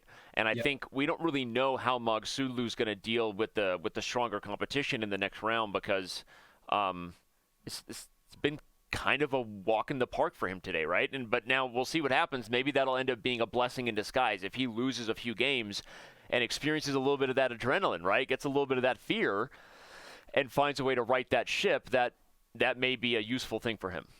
Yep, knight B4, trap the queen. Oh, look at this tactic. Is there something that's still C6? Got it, though. Or bishop H... Wait, bishop takes C6 here? E5 is falling. What in the world? Now I'm confused. You take E5, I take back, you take with your queen, and knight H5 traps your queen. Oh my god, knight H5 is happening. Knight H5, does he see it? Moroni sees it, I think. Moroni sees it. Knight H5, trap the queen! Knight H5 is disgusting. It traps the queen! It traps the queen! No! No! No! No! I want Knight H5 to happen so badly, showing that the queen in the center of the board can be trapped by Oh my gosh. I wanted it to happen so badly, showing that the queen can get trapped in the center of the board. Oh. Ugh. And I feel like Parham's going to end up winning this game somehow. Parham is going to end up winning this game. Dude, let me I know we don't do analysis much in Bullet, but I gotta bring it back and just show. You guys can follow the live position, but right here is what Robert was talking about. knight h5 would have hit the queen and guarded the f4 square. That was the key, and the lady ran out of squares. It's just ridiculous. Ridiculous. But okay, Moroni's still winning this game.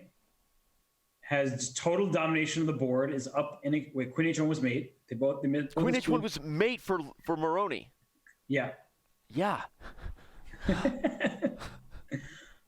d1. This has been fun bullet so far. Moroni ends up winning this game anyway. This has just become crazy. I love it. This is making Dude, this is fun. I love it. Wait, so what do we think? Is Moroni going to cut this deficit to like 7 games by the end? I think Moroni's going to cut the deficit to probably 7 games by the end. Are you just copying? Are you seeing what's wrong with you? I've been doing it for a while. I noticed you've been doing it, but I thought you were just like... You thought it was unintentional? It was a little bet between me and Aaron how long I could keep going before you noticed. I recognized it immediately. Yeah, but you didn't call me out. Yeah, because you know me. I'm the Mr. Serious here. It's because you're a pro. Okay. That's because I'm an idiot who does things like that, and you're a pro. That's why. And that's why I love you. I honestly thought that at first you might have been doing it like by accident because the no that I freaked out on, you went no. And then I pushed it a little too far. It felt authentic, and then it just stopped being authentic. Yeah. Man. Well, okay, jokes aside, this has been like I mean, if you're just joining us, everybody, not only has Moroni been impressive in bullet, but the only game he lost, he should have won, right? I mean, at this point, Moroni has been dominating the bullet portion. So, yeah, it's been all Moroni here. And he takes D5, F5. At some point, is going to be double-edged because the knight will try to get to G5 and into E6. So his bishop F5 instead. Whoa. Oh, nice. So take on D5 and play knight H4. I think it's the only chance you have if you're white because you blundered that after queen D5, knight D5, rook D5, bishop E4. But it's actually not so terrible for white.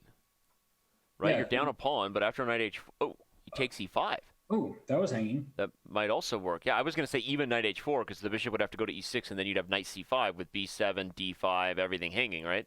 Yeah, that looked pretty decent for white. So, here also looks pretty good. Okay, but this is the first game where the opposite has happened. Look at the time, right? Moroni has been impressive in bullet in large part because he's been up on the clock suddenly. Yep, nice move, knight D7. And now knight somewhere, knight C5 was played. Can I just take on A2? He doesn't. So rook D8, rook D8. Whoa, that doesn't look like a good try. Yeah, this is problematic.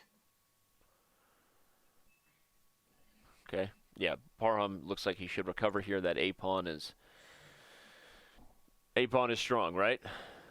Yep. Okay, well, Parham recovers, but the bullet portion's still been much more back and forth. Those comments in the chat from earlier about it would continue to be a slaughter in bullet, right? Happily wrong, I assume you all are. And right now it's been definitely some fun games back and forth, so that's good. Yeah, and it had us freaking out, or had me freaking out and you copying me that he missed the queen trap. And then if he had lost that game, that would have just been the biggest heartbreaker of the match almost, you know. He won the game, so the queen trap is less of a memory except for the fact that I was copying you, so. All right, so what's going on here? Looks like a tradition. Wait, B4, B5 was a good move for... Yeah, it was good. He didn't see it. And now it's just going to be one of those positions slightly better for white. You know, try to nurse the advantage, play knight F4 or knight E3. Okay, still coming to the D5 square. If you're black, you might consider some kind of knight H7 to G5 and threaten mate. But it's too wishful. Lucas played fast, though. Right? Yep. Put a pony on D5, the seed pony. You're not getting mated down there. Okay, put the E pony. I thought the C pony was better because the bishop would threaten the F6 square. Now that's not a threat. And what's he going to do? When they come for you, still looks good for white. Danny, you must have experience in this. In what? These bad positions? Yeah, exactly. Take A lot of experience with those, buddy. Yeah, so take G7, like Queen C3 check, Queen E3. Just go after E7. Oh, or not. Obviously, we will have interviews with the players right after the match, so stick around and get to know these youngsters a little more. Obviously, Parham Maghsoodloo likely moving on to the quarterfinals of the Junior Speed Chess Championship. But Luca Moroni also a very, very bright future ahead of him, and we'll talk to these guys about where they feel the key moments were. And should be fun. Stick around for that. So knight d4, hoping for some kind of tricks in e2 or f3, but it looks like rook c1 would be a huge rook takes d4. Oh, I love it. This looks Queen f6. not fun. There's no real knockout though. How many pawns does White have though? He's got a few. b7. And that looks like a new lady, right? Yep. Baby girl Brittany on b8. They say luck be a lady, but some say b pawn be a lady. Well, Parham has righted the ship. Now he's going really, really aggressive with the Dutch.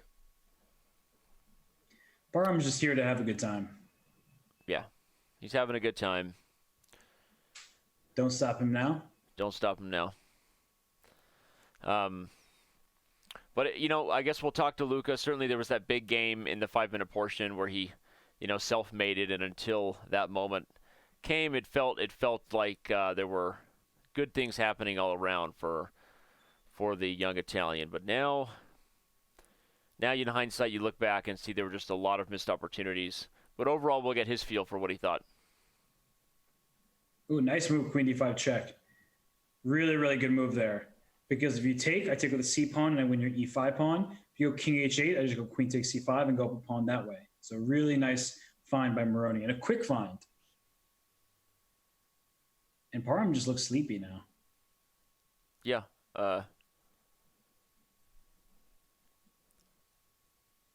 Pawn's a pawn, and e5 is going to fall next, and the d file is belonging to white. So a victory for Moroni, I think. And how much is each game worth at this point? Remember, the prizes breakdown is based on, of course, the winner of the match gets the most cash, pretty much most certainly. But every game is worth a little bit of money because the rest of the funds are split by win percentage. Yep. So, you know, a little bit of a fun thing to talk about, that every game right now may be still worth a few bucks. Yep. And so Moroni's actually, if he wins this game, he'll be leading the bullet portion. So he can actually win this time segment, which is surprising given their ratings on the Chess.com server. But Parham, I guess, it's hard because he's already won the match. Yep. That it's like, you know, he's trying. He doesn't want to lose, but he's clearly not like giving it 1,000% like you would if you were even going in. Yep. F4 looks good here. Knight f7 also kind of threatens f4. Yep, knight d6 is coming. Yeah, should be a win for Moroni here. Now knight takes e5 is rook takes g7 or knight c6 check. Ooh, very nice. Yeah, that's going to bring this one to a close. Parham's going to resign, and he gets that slightly dejected lean back, you know, before he resigns. One of our announcements we'll make while we have still 8,000 of you and your full attention is that we got a lot of plans coming up for International Chess Day. I don't even know if you knew this, Robert. Do you even know what International Chess Day is? Yes. What is it? A day to celebrate chess. Do you know what the date is, young man? It is whenever Don't Google. It's October 10th. No, that's in the U.S. The U.S., like, don't pay attention to that. No, that's not in the U.S. That's National Chess Day in the U.S. Danny, what's October 10th? Oh, it's my birthday. Exactly. Oh my God, you remember my birthday? I know your birthday. I wasn't thinking. No, International Chess Day coming up on July 20th. There's going to be a ton of different special events and all kinds of premium giveaways, including for any and all members. Puzzle Rush will be free for the entire day. regardless of membership status on Chess.com. So if you're a basic member and just been waiting for that magical day where like you wake up and it's like Christmas and Puzzle Rush is free all day, it's coming on July 20th, International Chess Day. So anyway, that's just one thing to make note of, and there's all kinds of other stuff too that we'll be announcing over the next month. So I thought my answer was pretty on the money. Your answer was epic. I love how you just didn't realize it was your birthday. I didn't even realize it. It was great. You're the best. But, I mean, your birthday is kind of like International Chess Day. Like, everyone should be ooh, wait, what's going on here? Knight A2? Fork Yeah, those Knight rooks? A2's a fork. I'll do it next. Another win for Moroni? I dare say, young man. I dare say, good man. Fire. He's on fire.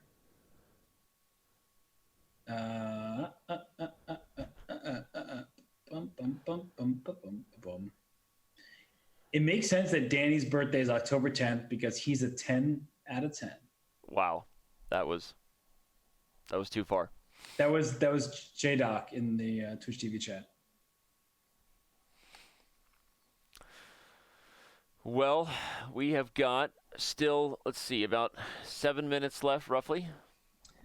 Got one more silver dollar. And a win for Moroni here will continue to increase his lead in the bullet time control, which has been impressive and a pleasant surprise, I guess. Who does Parham play next? If do we have the bracket we could pull up and see?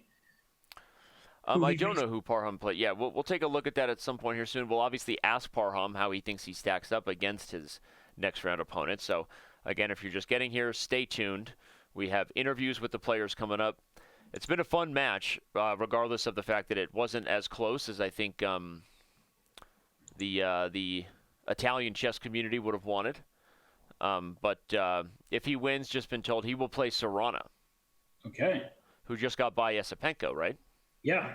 That's an interesting match. I think Maghsoodloo would still be favored in that matchup as well, but that's an interesting one. I think Caruana is one of the most underlooked players in the whole competition because, really? Yeah, I don't think people really know him except for the Pro Chess League. So, oh wait, what's going on here? Yeah, that's a weird check right there. He's going to get himself mated. No, the E5 pawn is going to be captured at the right moment. So it just feels like that king just walked into the danger zone. Wait a second, Bishop F7 check. Bishop F7, if you take, there was Bishop F6. So the king has to run. Bishop C4 locks the rook in on B4. And Rook F7 now. Rook F7.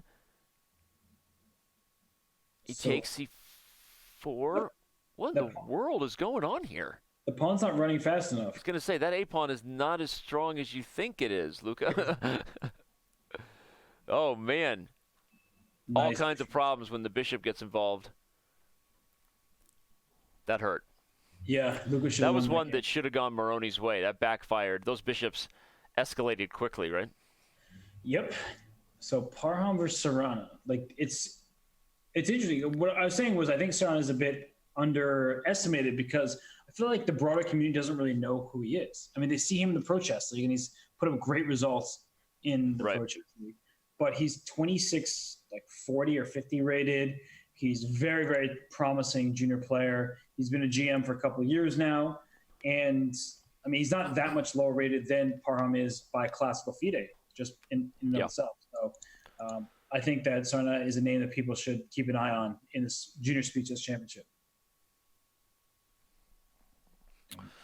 Well, yeah, and we'll get Maghsoodloo's thoughts. Wonder if they've ever played before. Certainly, as we there's often a storyline like you're saying that there are players that are a little more well known to the online chess community, right? But players that are super strong, and even if they on paper don't stack up as well in Bullet or in Blitz, because we don't have a history, we don't have a record of how good they might be. In a format like this that really matters with a lot of money on the line that brings out the best chess in people, we often get surprises like that where someone's just much better at Blitz or Bullet than maybe we gave them credit for. So, Bishop takes C4, weird sauce. You can take E5, take F7. You could. Okay, now both the rook and the bishop are going to be hanging, so I'm not really sure how you deal with that if the queen just finds safety. Yeah, E7, and now there's a lot of pieces under fire. Yeah, the rook on F1 was captured. Now H7 falls, and black is up what? An Yeah, exchange black's just up the exchange. and 2 pawns. Okay.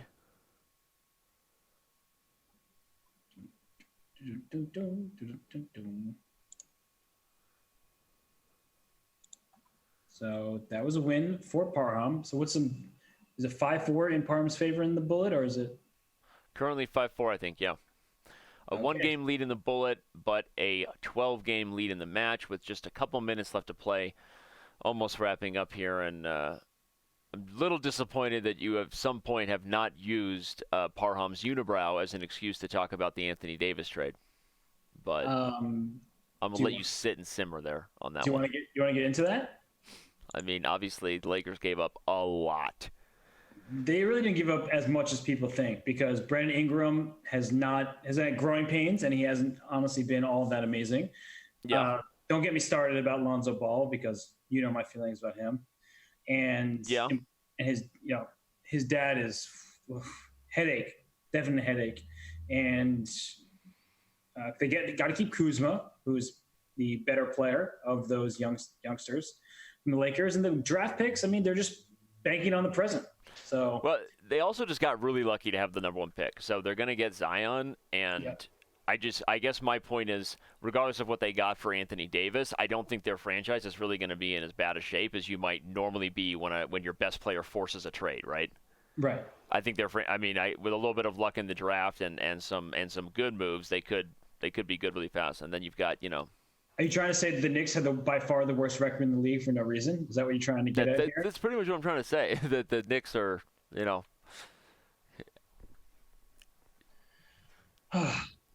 Sad.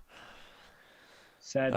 Well, we'll get Maghsoodloo's thoughts on the Anthony Davis trade and the current state of the Lakers franchise, including the fallout of Magic Johnson, the demise, and the controversy that is LeBron running the NBA. We'll get Parham Maghsoodloo's thoughts on all of this in just a few moments.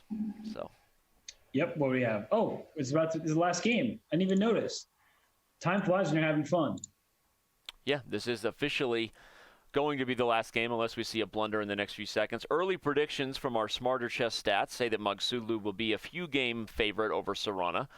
Not the heavy favorite he was here, but again, I like Robert's point of view there about Caruana being a little bit overlooked, perhaps, and we'll see if that's a surprise. I think already we're in a much closer scenario in every matchup in the next round. I know people have their on-paper favorites, but I think that these guys are all young enough, and anything can happen on a given day that I wouldn't be surprised if there are different winners than people predict on a regular basis in the next round. Yeah, and I think, with respect to Caruana in particular, he hasn't won any major events that I can think of.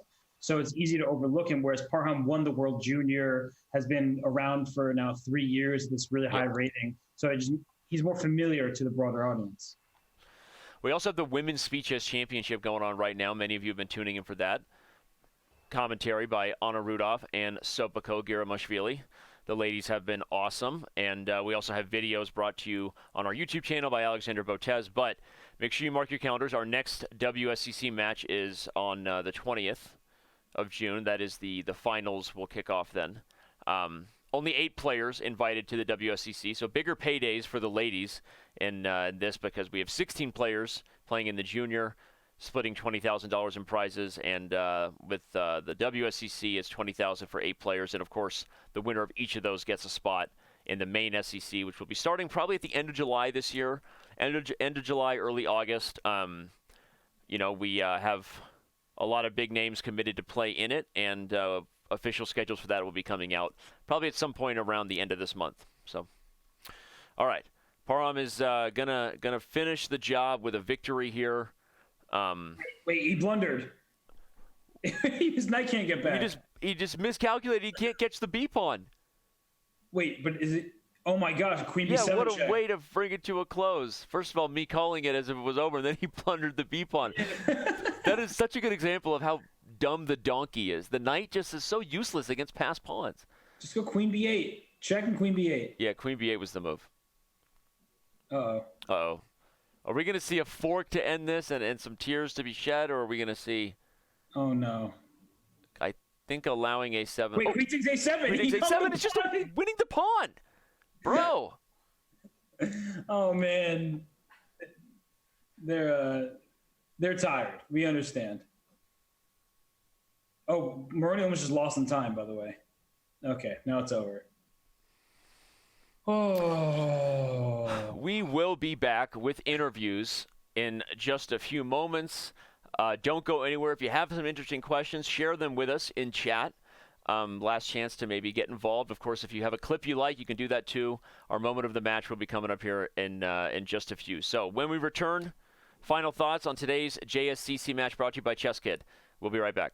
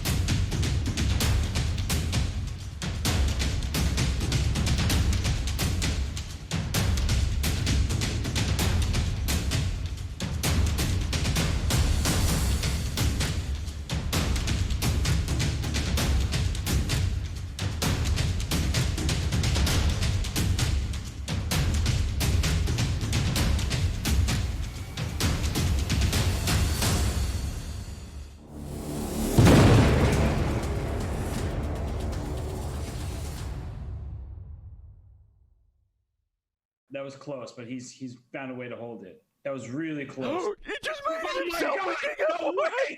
Oh my gosh! Way! Oh my gosh! He blows his nose. I'm sad for you, kid. Oh my gosh! No way. How? Oh my gosh! Oh my gosh! And 8,000 people just had a moment that they'll never forget. Oh my! Are you kidding me? That was unbelievable. That was bananas.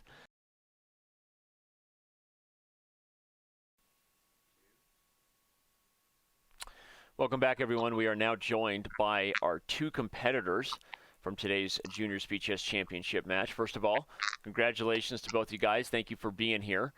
We're gonna, I think, start things off, Luca, with a question for you. How did you feel the games were? Let me rephrase the question. Did you feel that time management was something you were struggling with in the early portions, getting under time pressure, or what would you describe as maybe one of the difficulties you had in today's match? I knew it could have finished like this, so I was ready, and I know that when time is low, when I have few seconds on the clock, I can't play. I simply can't play good moves, and many times I blundered simply some pieces, and yeah, I think that was my difficulty. And in the time control 3+1, I think I lost every game, and yeah, when I'm down to 10 seconds, it's like resign. For me, I need to work on this, because yeah, I can't lose every game when I'm down to 10 seconds. It felt that on the board you were playing quality chess consistently, and then there was this early game in the 5-minute portion where you checkmated yourself with King F1, right? And yeah. Was this a moment that kind of hung with you? Was there a hangover factor from losing games that you were having a hard time forgetting at all? Yeah, psychologically it's not easy to accept mate in one, but yeah, I had to play. So it was not for. I didn't lose the control for that game. I know that when time is low, I'm simply bad. Yeah, and Parham, a question for you. You were playing many openings that were not really mainline theory and kind of where nothing concrete was happening. Was that intentional? Did you prepare lines that were a little slower to maybe get your opponent into more time trouble? Okay, I think I had more knowledge in this theories with knight f3 g3 or knight f3 c4 g3 b3, and I played this in my whole life, so I have big knowledge in these theories. And I think after theories, most of the games I had a good position, a reasonable position to fight for win, and I think this was all positional advantage, which I know I can get in these tours. Yeah. Parham, you congratulations today. You played very well. Is it how do you feel you'll be stacking up now that you've played in your first ever Speed Chess Championship match? You've played a lot of Blitz online on Chess.com, but now that you have experience in this format, rolling from slower to faster time controls, what are your thoughts on areas that you maybe need to work on as you move on in the bracket? Okay, it was a nice experience for me because it was first time that I played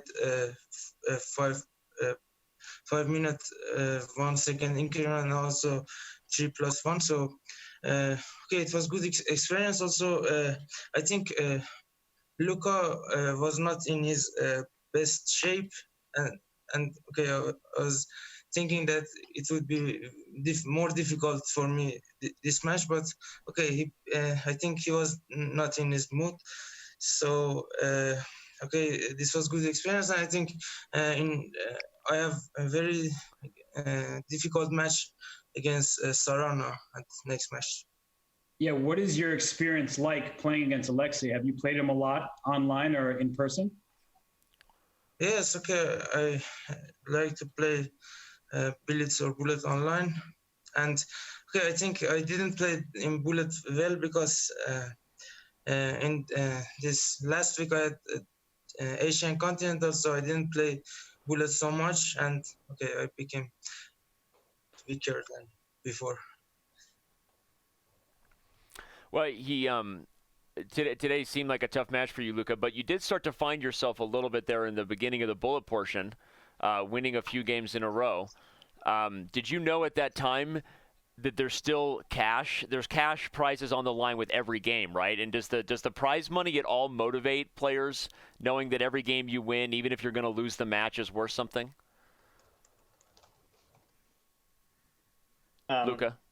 Yeah, it's I was not playing for money. I was playing for fun and to get some experience against Parham that is really strong, and I think is one of the best Blitz players in the world. I think his Blitz feeder rating is more than 2,700. So I know that if you win some games, then you get more money. But I was not winning for that. I was trying to win some games because of my, feeling to feel some victory and right.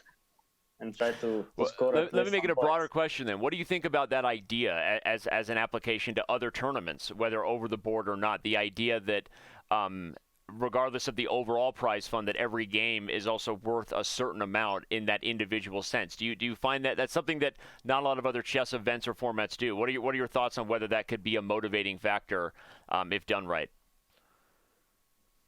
Is it a question for me? Yeah. Yeah, I think it can be useful even in some official tournaments because of course you are even if you are losing like me, I was losing something like 15-5. There's still some reason to play. My reason in this match was not to get some money, but was to win some game, simply win some games and get some points. But it can be useful, and it can be some more motivation to score well. Yeah, and Parham, I've got a question for you. Your compatriot, Alireza Firouzja, of course, is one of the favorites remaining in the tournament. What's your relationship like with Alireza? Are you two good friends, and do you practice with him a lot? Yeah, we are very good friends, and we are working together a lot. And I think, he's very talented, and hope we can become more stronger in standard chess. So if not you winning the Junior Speed Chess Championship, fair to say that you'd be okay with him winning? Yeah, of course. Okay, if one Iranian player win this tournament, it will be very good. Well, let's talk a little bit real quick. Your early predictions by our stats say you're the favorite by maybe a slight margin against Alexei Sarana. How do you see that matchup? You feel like it's more of a coin flip, or do you see yourself as you should be able to get by in the next round? Okay, me and Sarana have same age, and we played many games online, and okay, we know each other. We know each other a lot, so I think it will be a very interesting match. And okay, about prize money that you ask, I think okay, we are very young, and we are playing many tournaments, and okay, in every tournaments we are playing many games, and okay, I think money is not so important because okay, everything can change by even one move in tournament. So I think playing to get experience and also improve your chess is much more important than think about money, because okay, in this age it's not such a big deal. Great point. Good advice. So would you say that the bigger goal in the Junior Speed Chess Championship is winning? Of course, you want to win your individual matches, but the opportunity to play in the Speed Chess Championship, would that be something that you would really look forward to? Yes, of course. Yeah. Well, it was a very entertaining match, and we had a lot of fun, a lot of viewers. So I know that it didn't work out the way you maybe hoped it would, Luca, but we appreciate your competitive spirit and that it remained exciting and fun all the way to the end. And Parham, congratulations, obviously, and we're wishing you the best of luck in the next match. And with that, we'll let you guys go. We know it's late there in Europe and in the Middle East, so good night to you both. And Parham, we will see you at the next match. Thank you, Chess.com, for your very interesting site and very nice atmosphere for chess players that can play with each other. Thank you. Thank you, Parham. Bye, Luca. Thank you for the opportunity to play really strong opponents. Okay, my tournament is over, but I'm happy to have played this match, and it's an interesting format. And thank you to organize it. Well, thank you both. Really appreciate that. And like I said, enjoy your night, and hope to have you both back next year. Thank you so much. Thank you. Bye. Thank you. Bye. Well, they are two of the nicest young gentlemen that you and I have ever had conversed with on these shows. Robert, what do you think? Yeah, that was awesome. I mean, before the match started, I had pointed out to everyone who couldn't see it, everyone watching the Twitch chat, that they were wishing each other good luck. It seems like they're good friends. And you heard Parham talk about his compatriot, Alireza Firouzja, and he's good friends with him. They work together on chess, and he's rooting for him, if not for himself. And it doesn't always happen in chess and other sports. Just because you're the same age and maybe from the same country, it doesn't mean you're necessarily going to get along. So two of the nicest players that I've ever had the pleasure of communicating with. And yeah, it was great. And they both gave us awesome thanks toward the end. So that was great. And like we said, they both have great chess careers ahead, even though Parham is the one moving on in our event here. And speaking of which, the last and final match of the round of 16 is happening tomorrow. Grandmaster Robert Hess here will have the call, Benjamin Gladura versus a Wonder Liang. And so make sure you tune in for that. I think that very, very likely to have a much closer match than we had today. But as we said, appreciate both these guys because they were super kind, super gracious, both Luca in defeat and Parham in victory. And Robert, you were you're just Superman as usual. Thanks for being here, right? Love you, buddy. We're going to go get a sandwich now since we're in the same place. But the world of movie magic, I can just reach over and grab you. Oh, and you would love to just drag me over so we could eat a Sammy together or some Thai food. I don't know which sounds better. Yeah, to we you. could do that too. We'll just go eat the same thing, even though we're in different places. But thank you to everybody who's been here, tuning and watching it. Thank you to all the support, the team behind the scenes, all of our mods, all of our staff members, everybody that does what they do to help keep these chess events rocking and rolling. And we thank you so much. Of course, tune in tomorrow. Be here when Robert makes it happen tomorrow. And also stick with us as we raid Hans Niemann, who's the winner of the Chess Kid Games this year. And so he's actually the first official confirmed participant for the 2020 Junior Speed Chess Championship, because winning the Chess.com games, which just happened a couple weeks ago, earned him that spot. So Hans Niemann, a rising Twitch star here, regular streamer, very, very strong international master, monster at Puzzle Rush, just an absolute just monster. I don't know how these guys do what they do. But anyway, join us for the raid. Thank you all. Good night. And good luck.